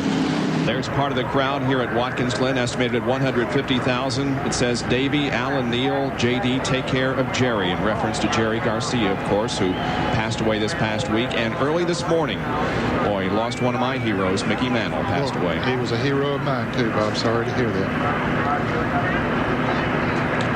All right, let's go to Jerry Punch for a report on pit road. Jerry? Guys, prior to this caution flag, there was a lot of calculators flying down here. Basically, here's what they were trying to figure out. Averaging about 3.8 miles per gallon on a road course. It's about a mile and a gallon less than they get on an oval track because of all the shifting. The 24 team said, hey, by our calculations, it may cough on lap 90, which is the last lap, and we should make it. Now, the 6 car said our car will begin coughing and spitting on lap 89, and we may not make it. The 2 car said, hey, our car's going to cough and quit on lap 88. Now, Gordon, as I told you, they thought they could make it, so he stayed out. But the 6 car said, absolutely no way we can take a chance. We're going to come down pit road. They told Rusty, said, you do what the 6 car does. So obviously, here comes Mark, and here comes Rusty. They will come in, top them off. They should have no problem making it from here on. But Gordon is going to stay out and try to possibly get a road course victory and lengthen that Winston Cup point lead. And Jerry, you told us early in the show the track position is everything, and they're losing a lot of track position here, but it could pay off for them at the end of the race. Jeff Bodine, and a collision as they come out. Rusty ran into the back of Bodine, and I think Bodine may have hit Mark Martin. He appeared to from this angle, guys, and I'll tell you what they were doing is they were slowing down to let that field go by because of the stop and go paddle at the end of pit road, and they really got jammed up there. Wow, this could really. And we can see how much damage to the right front of Rusty Wallace's car. He's going to have to go back in the pits because the tire is rubbing the fender. You're right, Benny. A lot of smoke coming from that. Yeah, he's got too much damage to continue there. Mark Martin, he pulled up beside of Mark and said, how does it look? And Mark said, waved him off, said, you got to go back to the pits. Yeah. Let's look at it again. Okay, here they come out of the pits. And as Bill Weber pointed out, Mark Martin slowed down for those on the racetrack to go by. And Rusty, still going there pretty good head of steam, runs into the back of Jeff Bodine. Take a look at it from the helicopter. Mark Martin leaves. Here comes Jeff Bodine at a pretty good rate of speed down through there, but it looks like he's going to get slowed down. He sees what's happening up there. Rusty doesn't see what's happening apparently, and he comes in and hits Jeff Bodine. Bodine hits Mark Martin. Don't think it did too much damage to Mark Martin's car. Yeah, I think Rusty came out on the worst end of this deal. Let's take a look from Mark's bumper cam looking back on Jeff. There's the hit that, that's hit it pretty good. Significant, really, yeah. It's harder than it looks. Looked like it could have knocked that spoiler up a little bit back there. There's the damage on the right side of Rusty's car. Smoke pouring from the right corner. We're in the inner. Well, Rusty Wallace just cannot catch a break, can he? Nope, that's for sure. 6th in points coming in, 473 behind the leader Jeff Gordon, and at this point of the season you figure that the Winston Cup champion is going to come from the top 5 because the top 5 are only separated by 218 points. Well, the fine folks at Steel are bringing you today's terrific helicopter shots. Steel, makers of a full line of leaf blowers, trimmers, and the #1 selling brand of chainsaws nationwide. Steel, powerful, easy to use, and durable. Great shots from overhead at Watkins Glen. You know, Mark Martin, I think, stopped on his own. I don't believe that the stop man was down that far. I think that Steve Mills or someone probably said to Mark, look, you've got to let the field go by. You can't blend in the middle of the pack. You have to wait till the field goes by. So I think he was slowing down his own because the stop man that holds the paddle is back up on pit road 30, 40 yards before these fellows had the accident. So I think that Steve Mill probably told him that, and Mark did it on his own. You're exactly right, Benny, because the paddle was actually green when they emerged from their pit stalls. And Mark started coming down pit road, and either on his own or, as you mentioned, from word from Steve Mill, slowed down, and that's when that chain reaction accident happened. But the paddle was green when Mark emerged from his pit stall. Okay, the green flag is coming out, and Rusty Wallace, let's see. Staying out, isn't he? Let's see. Nope, he's coming down pit road. He and Elton Sawyer both coming down pit road. So, boy, it is a tough break for Rusty Wallace and the Miller Genuine Draft team as he comes down pit road slowly. There you can see his car headed into the pits at the 35 miles an hour speed limit. They'll have to perhaps change that right side tire. Definitely pull that sheet metal away. Jerry Punch. Unbelievable. The man who dominated the road course racing from 1987 to 1990, winning 5 out of 7 events, again has not gone to victory lane since June of 1990, and looks like it won't happen today. Right front fender crumpled back in. The crew now pulling, trying to get that fender pulled away. Todd Parrott now trying to pull the fender back up. One crew member inside, and what they're working on is the area of the brake caliper, and now Robin Pemberton gets out here and will try to cut one of the brake ducts that apparently has gotten wrapped around part of the A-frame.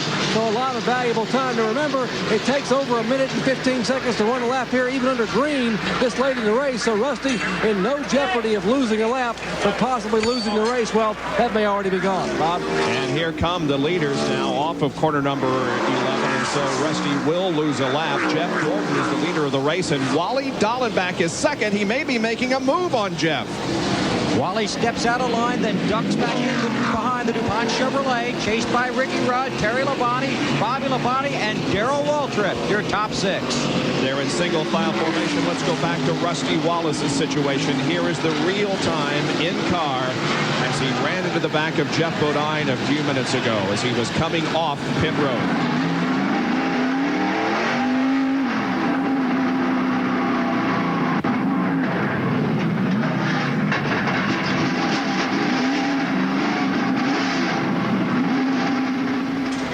Rusty waits on pit road for the damage to be repaired so that he can get back out there in competition. It looks like we've got the new leader, guys. New leader is Wally Dallenbach. Boy, how about that? Driving his heart out here today. We'll see how it happens. That's setting up, coming up, I think, out of 1.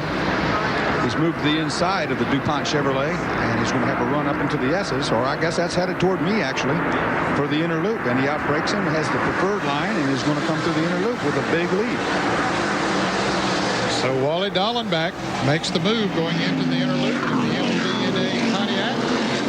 Let us not forget, man, that he finished second here to Mark Martin in 1993. He started that race, and this is his 5th race here at the Glen. So this is by no means a surprise, but yet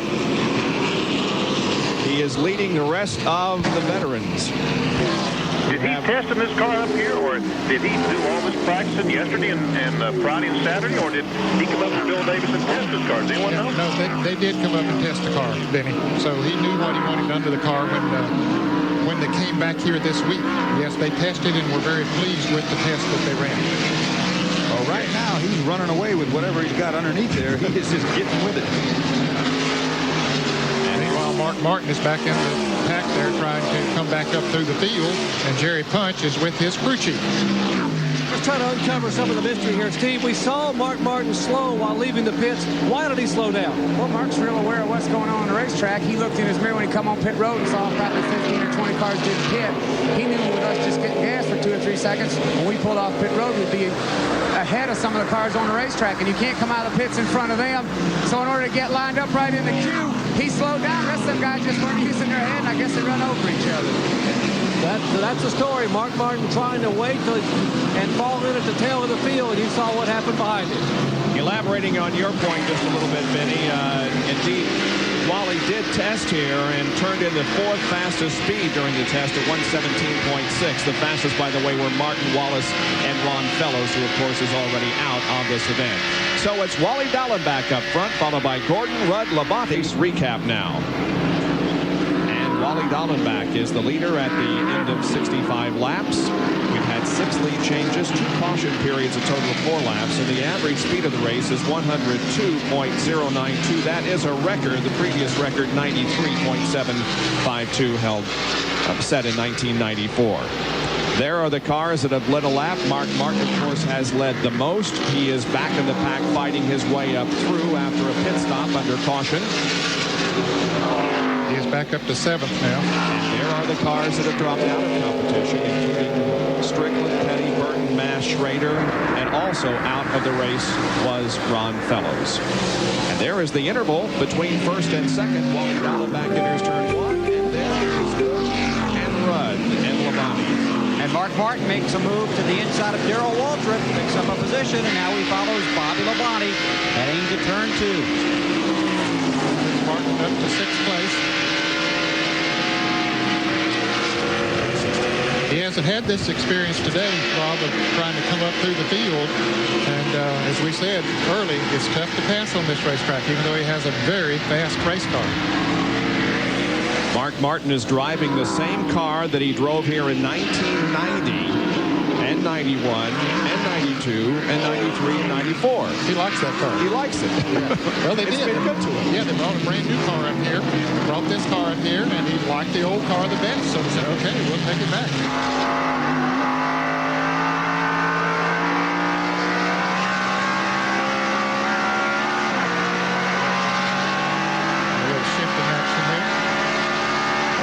Most of these guys running a Jericho transmission, which is straight cut gear transmission, and they'll brake with their left foot and not even use the clutch on a downshift like that. And these gearboxes are a real godsend to these guys.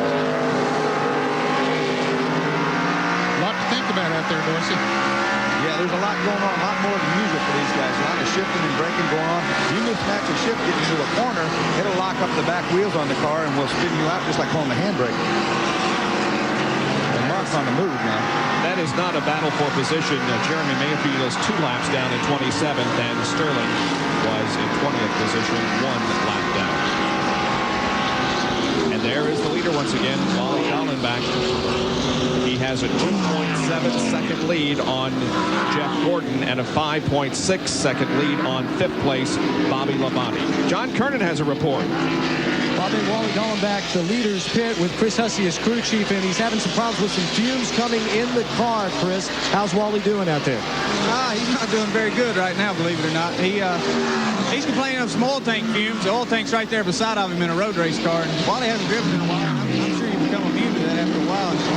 We may still have a problem with him, but he's gotten sick one time, and that's when he fell back a little earlier. But running up front's the best medicine he can get. And he said he's going to suck it up for this whole MBNA team and hopefully win this thing for us. Well, we've seen him. He started to pull away. It looks like from our vantage point on pit road. Let's go further down pit road to Dr. Jerry Punch. Guys, I spoke with Dallenbach just prior to the race on our NASCAR Today show, and he was telling us, today I really need to run well. This couldn't happen at a better time for me. He may possibly be getting ready to announce a Winston Cup team for next year. Early next week, he is going to meet with 2 different car owners, potential car owners. They're going to go visit some existing car owners and talk about forming their own team. So possibly next year, he'll run both the North American Touring Series on road courses as well as possibly a full season in Winston Cup. Well, the best finish for this car that Dallenbach is driving today, and it had 3 different, this is the 3rd driver, Randy LaJoie and Jimmy Hensley. Its best finish this year was 12th at Bristol, so it's certainly on a record pace for this year. As you once again watch a Fram field summary showing you where everybody is. And there's Jimmy Spencer in the Smoking Joe's Ford number 23. And he was being shown a lap down a little bit earlier, but NASCAR has put him back on the lead lap. So apparently he beat the leaders back to the start-finish line or something anyway. Jimmy is being shown in the 16th position at the moment. 19 cars on the lead lap. And we might mention also, we saw that encounter over there with Morgan Shepherd and Derek Cope. They're both back out there running. Derek is still in the lead lap, and Morgan Shepherd is back out there, even though he's 5 laps down, being shown in the 32nd position in the Sigma Ford. Good run for Ward Burton, who started at the back of the pack. He is now running up in 18th position, and Elton Sawyer spun, Dorsey. Yeah, he sure did. He just came into the inner loop and got up on top of the curb. Car got out from under him, come through the grass right there, got on 2 wheels, and he's sitting off the racing line, but the car is stalled there. We'll have to see if Elton can get going. I don't know whether this would bring out a caution or not if he can't get the car going. He's not on the racetrack per se, and he may be able to drive. Yeah, it looks like he may be able to drive away when he gets clearance here. Yeah, there's so many cars coming by now, he can't pull it back out there. Just look, the train just keeps on coming, and no opening there. And he's got the car moving. You can see that. I'll talk about losing track position now. And folks, you see that yellow flag waving over there. On road courses, they use yellow flags on particular parts of the racetrack, and the drivers were told in the drivers meeting when that flag is waving vigorously, that means that there's trouble in that particular turn. That does not mean that there is a full course caution, and there certainly is not at this time. And guys, Mark Martin is already up to fourth. He's gotten around Bobby Labonte and Terry Labonte and is closing on Rudd and Gordon. So Mark Martin back up to fourth now. We work lap 73. The laps are winding down. Just 17 to go in the Bud at the Glen. Right now in command of this race is Wally Dallenbach. Certainly a memorable event in its second year with all the rain. You'll be able to pick up some merchandise by watching Shop Talk after our broadcast. Mark Martin has moved to third, and there are the point leaders and where they are running right now. Gordon running second, Marlin back in 20th, Earnhardt all the way back to 26th, and Mark Martin is third, and Ted Musgrave 14th. So really, Gordon and Martin are the only ones that are having particularly good days, and we also might mention that Rusty Wallace, who is sixth in points, has fallen 2 laps down to 30th position. What is the situation now regarding fuel? Now, most of these guys did come in during that second caution and top off, but Jeff Gordon did not. No, I don't think Dallenbach came in either during that last top off, so they would be the ones in question. However, their crews felt they might be able to make it. What about it, Jerry? Any recalculation there? I don't think there's any concern down pit road toward the Valvoline pits. They feel pretty comfortable. Most people down that end are okay. The only concern down here might be Jeff Gordon. Remember, he opted not to come down pit road and top off his tanks. I've spoken with Ray Evernham, and Ray, being the comedian he is, said, hey, Doc, I think we're okay. We're going to run out somewhere between lap 89 and lap 91. We hope it's closer to 91, but we only have to run 90 and get the checkered flag. But it's going to be very, very close for the DuPont team. I don't think we can count Mark Martin out of this race by any means. He is trailing Jeff Gordon right now in third position, and there's quite an interval between first and second, but still, Mark Martin might be able to make it up with the 15 laps that we have remaining. And Earnhardt's problems continue. A lot of smoke coming from the Goodrich Chevrolet right now as he moves around Todd Bodine. Don't know if he's maybe over-revved the engine somewhere or what the situation might be with Earnhardt's car. Of course, we've reported that he has a transmission problem, and it could be heating up. The transmission may be getting a lot of heat there running in that third gear, even though they run. Most of them run a cooler on the transmission here. And there is Rusty Wallace, who we just mentioned has fallen 2 laps down to 30th spot. Rusty was certainly in the hunt for the win here this afternoon until a collision coming out of the pit area with Jeff Bodine and Mark Martin. And here comes Wally Dallenbach off of the corner number 11 once again. Okay, we got trouble in the inner loop up here. Well, let's see if we get a second place position change.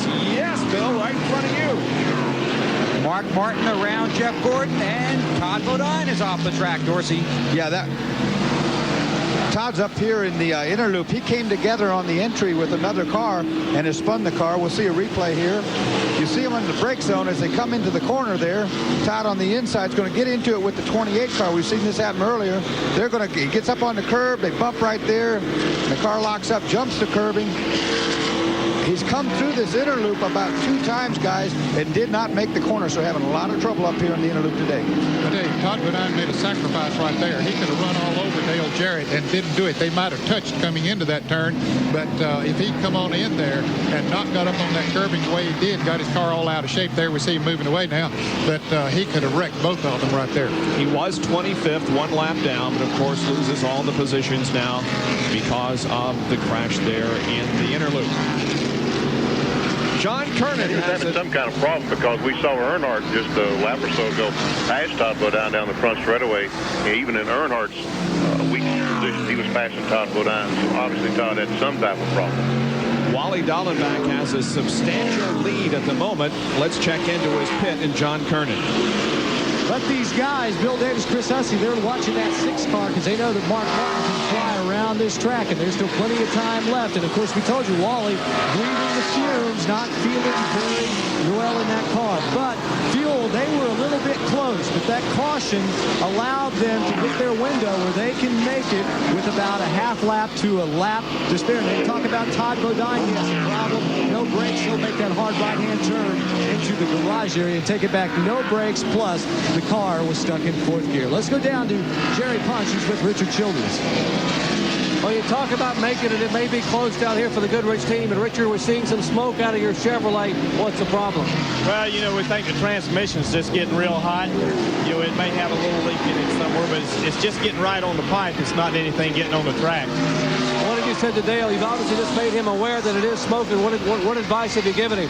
Well, we just now told him to back off a little more and just, try to save it. If we can just finish it, we're going to have it'll be better than having to come in here and work on it. Well, I hope they can hang on. He's got about 13 laps to make it, or make it 12 laps. And Earnhardt has its fingers crossed, but they are doubtful that car will make it another 12 laps.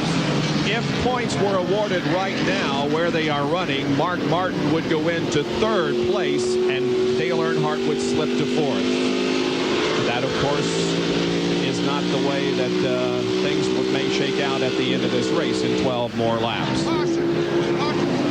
Caution is out. Caution is out for some reason. Let's check around the course and see if we can determine why. This is the 3rd caution of the afternoon, tying the fewest number. Well, that's going to help Mark Martin. He was 5 seconds behind Wally Dallenbach. Now he'll be right up on his bumper. And, of course, it'll help the fuel situation with Jeff Gordon and Wally Dallenbach if there was any question there to begin with. And then running under caution, of course, won't use quite as much fuel. Well, guys, something I have been observing for the last 4 or 5 laps up here is that Wally Dallenbach's car is leaking a lot of oil, or it's leaking a lot of smoke, I should say, and he's complaining about fumes when he goes through the outer loop. He got a lot of smoke coming out. So this thing is not over by any means. We have 10 laps to go in this event. The caution is out for the 3rd time. Back with more right after this. Under caution at Watkins Glen, the field behind the pace car.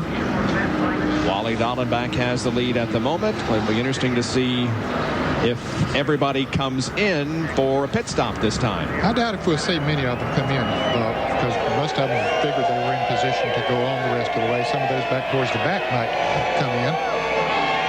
Nice hat. Hey, you got to do anything.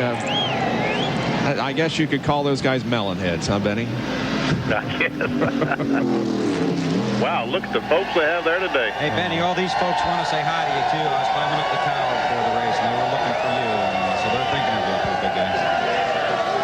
I did eat your chocolate chip cookies for you, didn't I? And that's the worst news of all. All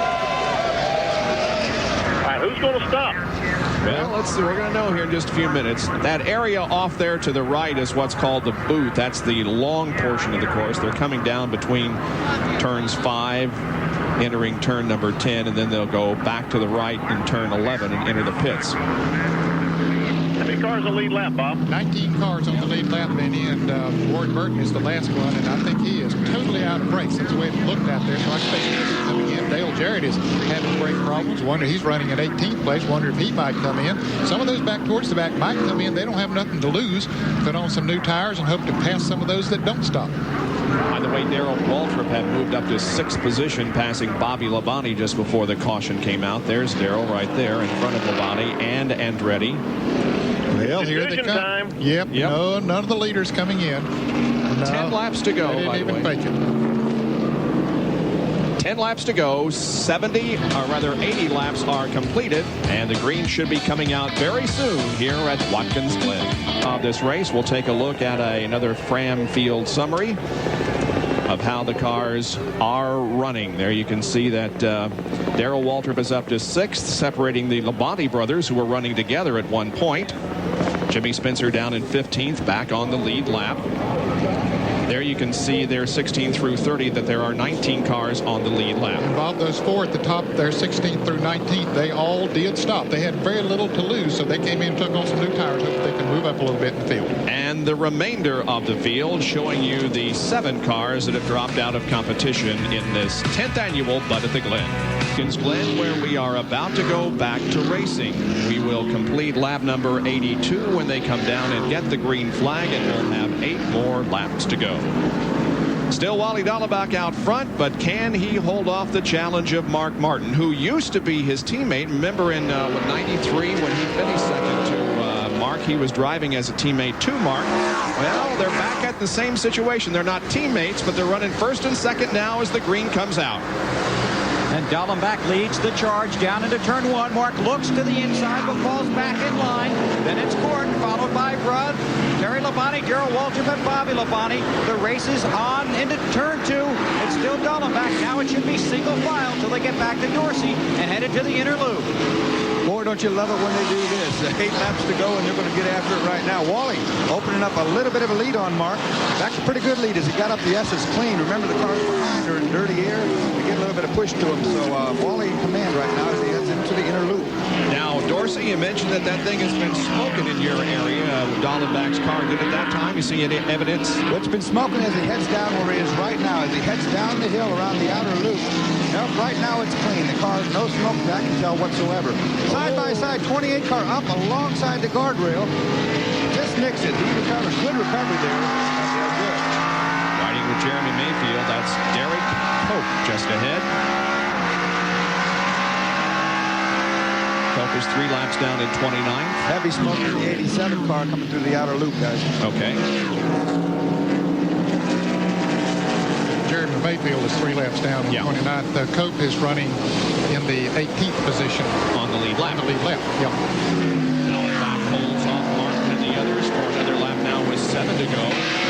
Darrell Waltrip got a little squirrely there. Now is into the grass, gets back on course. John Andretti with a nifty move to dive inside. Darrell back up to speed and into 2. John Andretti having a good run here today, Bob. Yeah, he sure is. Let's see. He is up now to 7th position. And this is his first time in a stock car on this road. First time that he has run a stock car on this track. He has won here. Here it is again as Darrell goes off. Comes back right in front of John, who makes a nifty move to miss him. Andretti has won on this track on the longer course in an IMSA car, but has never driven this particular course in this kind of race car.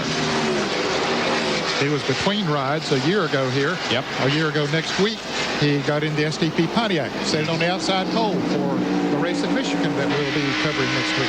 Yep. Let's see if Mark can get a jump off the corner and come down the straightaway and make a move on Dallenbach. Nope, not this time. But he's moving in as they head into turn 1 in front of Bill Weber. He's going to dive to the inside. This could be it. The fans on their feet, and Mark Martin recaptures the lead. Dallenbach falls into second. Gordon closes, tries the outside. Dallenbach looks to slam the door. Mark Martin, the pole sitter, looking to repeat as the race leader once again with 6 to go. Wally held out wide there. He's going to try to do that inside pass, but he turned in too early, had to get out of the throttle, and almost fell back into the clutches of Jeff Gordon as they come now up into the inner loop. And that's exactly what he tried to do, and the move that Bill Elliott made in the very early stages of the race, but it didn't work for Wally Dallenbach, who has to now settle for 2nd position. And Jeff Gordon is right there in 3rd. Ricky Rudd is not too far behind in 4th. Terry Labonte in 5th. And Bobby Labonte up to 6th now. I tell you what, my hat's off to Dallenbach. He has done a fantastic job today under circumstances that are less than desirable because, let's face it, this might be the most important stock car race he's ever run in his life. He has come back from as low as 9th position. Mark Martin has to once again take the lead from Wally Dallenbach. But you're right, Benny. Dallenbach has turned in a very impressive performance this afternoon. 5 laps to go now in the mud of the Glen. And the Unocal bonus money would go to Mark Martin. That's only $15,200. It was captured, of course, by Sterling Marlin 2 races ago at Talladega. You know, this is the part of the racetrack last year that Mark Martin was so strong up through the S's, but it looks like this year that Dallenbach is as good through the S's as Mark Martin. Well, Wally's not giving up by any means yet. He's got 5 laps to go. He might be able to take a deep breath under a brake zone, close up the little deficits that we see here right now.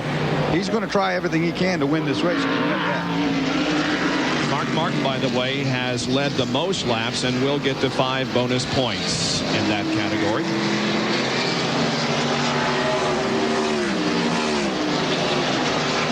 There's Andretti, Darrell Waltrip, Jeff Bodine.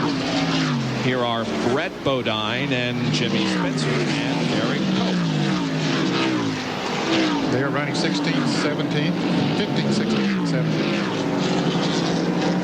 And all those cars stop for tires, so we can see that brand new tires does not seem to be the advantage they are in most races. I don't think it makes a big difference here, Benny. Not nearly as much as you say as we see on the oval tracks. It didn't seem to make as much difference with the new pavement this year. We tried some back-to-back tests, and with this new pavement, there's so much grip that the new tires didn't really help that much. Michael Waltrip, Butch Leitzinger battling for 12th position. And also the 16 car of Ted Musgrave is right there.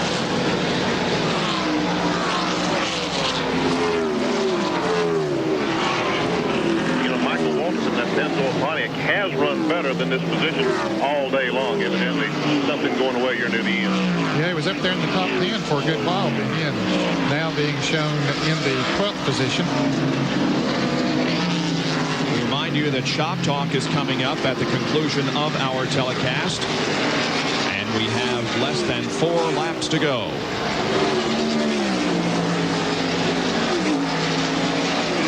Here's the leader, Mark Martin. Completing lap 87, 3 to go now. Dallenbach continues to run in second position. Then Jeff Gordon, then Rudd, then Labonte. Then Labonte.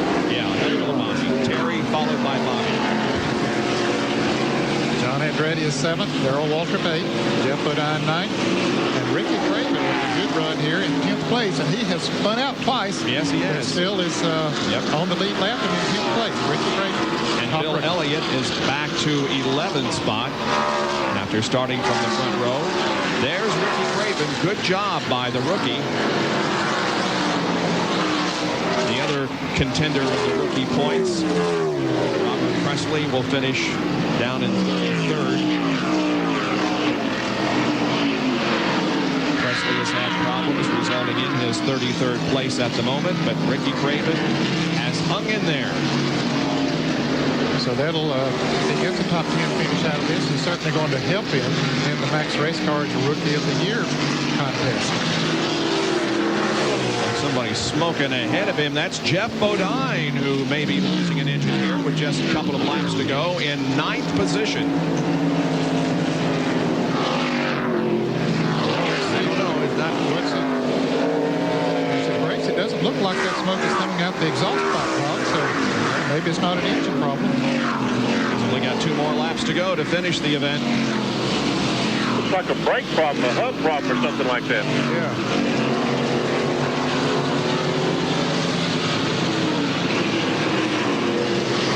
Well, Mark Martin's Ford leads this event now with less than 2 laps to go. The battle for the Manufacturers' Cup has Chevy, of course, with 15 wins, a total of 159 points. Ford with 3 victories this year and 119. And Pontiac has the win at Dover with Kyle Petty and total of 83 points. So this is going to be another boost for Ford if they can hold on to win this event. We can see that Dallenbach is still has an aggressive stance as he comes off turn 5. He goes over in the dirt trying to take all the racetrack he can to try to gain a little bit on Mark Martin. He is still trying his hardest.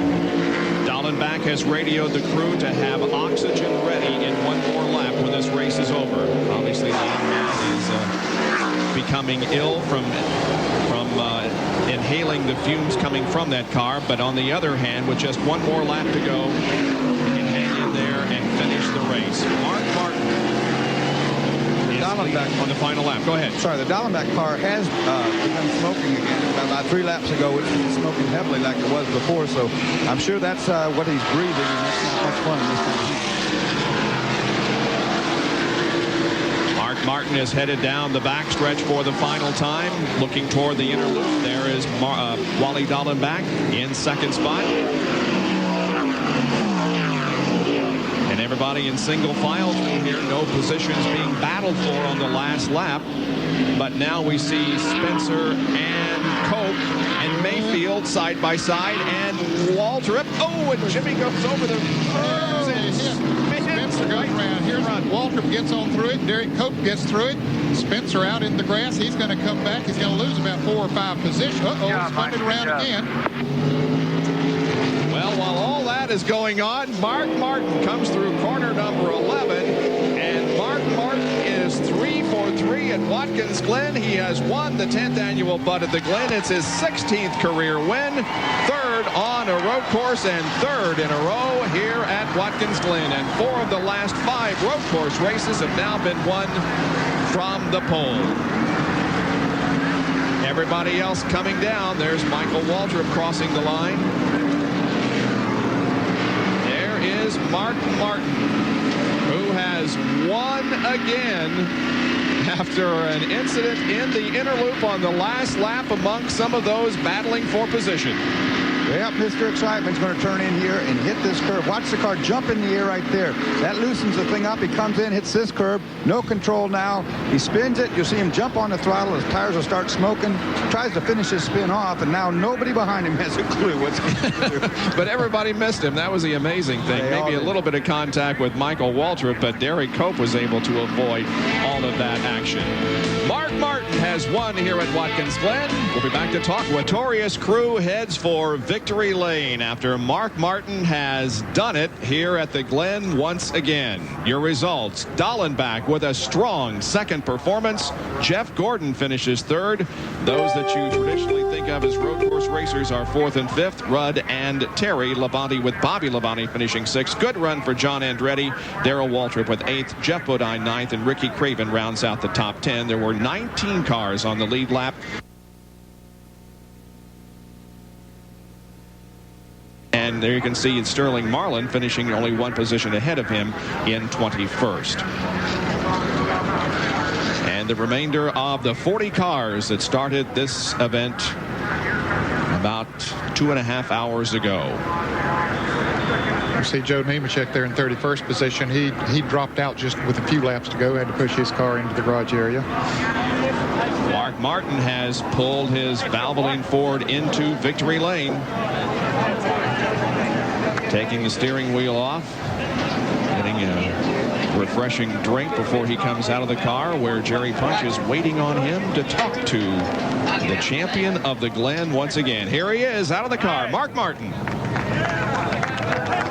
And Mark getting a big deep breath and a gulp of Gatorade. Mark, congratulations on an outstanding effort. Boy, you had to come back there toward the end. Wally was tough. Wally was really tough. Happy birthday, Arlene. We did it. Hey, Matt, I hope you're watching, buddy. I wish you were here. Got to thank Valvoline, Cummins, and Goodyear, Ford, and that team. They're the best, man. They got me in the best race car on the racetrack. Wally was tough. Rusty was tough, but we had it there at the end. What about that close call coming off pit road? You slowed down and looked like to let the field go by, and then you get punted from behind. Yeah, you got to let those guys go by, and I saw them, and I said, well, I'm going to slow up here and let them go. And the guys behind me must have kind of been racing each other off the end of pit road. And I got run into the back of it, messed Rusty up. It's just one of those things. You had the feel for Wally Dallenbach. You've been there. He was your teammate one time. You know how much he needed to win or wanted to win, but hey, that's part of it. Let me tell you something. I wanted Wally to win, but not at my expense. We're really glad to win, but I would have loved to have seen Wally win. I really would have. He drove a great race, and they had a good race car. 3 consecutive wins here at Watkins Glen. His second win in 1995, Bob, as Mark Martin in victory lane. Mark Martin with his second win of 1995 at Watkins Glen International here in New York. We'll be back to wrap it up in just a moment. 100.30 miles an hour, the average for the 90 laps. Now the point standings. Jeff Gordon holds on to the lead. Sterling Marlin second. Mark Martin has moved up 1 position. Earnhardt down 1 position. Ted Musgrave remains in 5th. In the manufacturers' points battle, another win for Ford. They now have 4 wins and a total of 128 points. Chevy with 15 wins and 163 points. Well, next week we have more auto racing for you on Friday at 3 o'clock Eastern Time on ESPN2, qualifying for the Goodwrench 400 at Michigan International. We'll see you with Speed Week at 12:30 Friday night. And then Saturday, NASCAR Today at 11 o'clock from MIS. The Detroit Gasket 200 Busch Grand National race at noon. NASCAR Today on ESPN2 at noon on Sunday. And then our live coverage of the GM Goodwrench 400 next Sunday afternoon from Michigan. Next, Shop Talk with Dale Earnhardt and an opportunity to buy some Brickyard 400 memorabilia. Our congratulations to Mark Martin. My thanks to Bill Weber, Dorsey Schrader, Jerry Punch, John Kernan, Ned Jarrett, and Benny Parsons. We'll see you next week at Michigan. For now, this is Bob Jenkins. So long, everyone.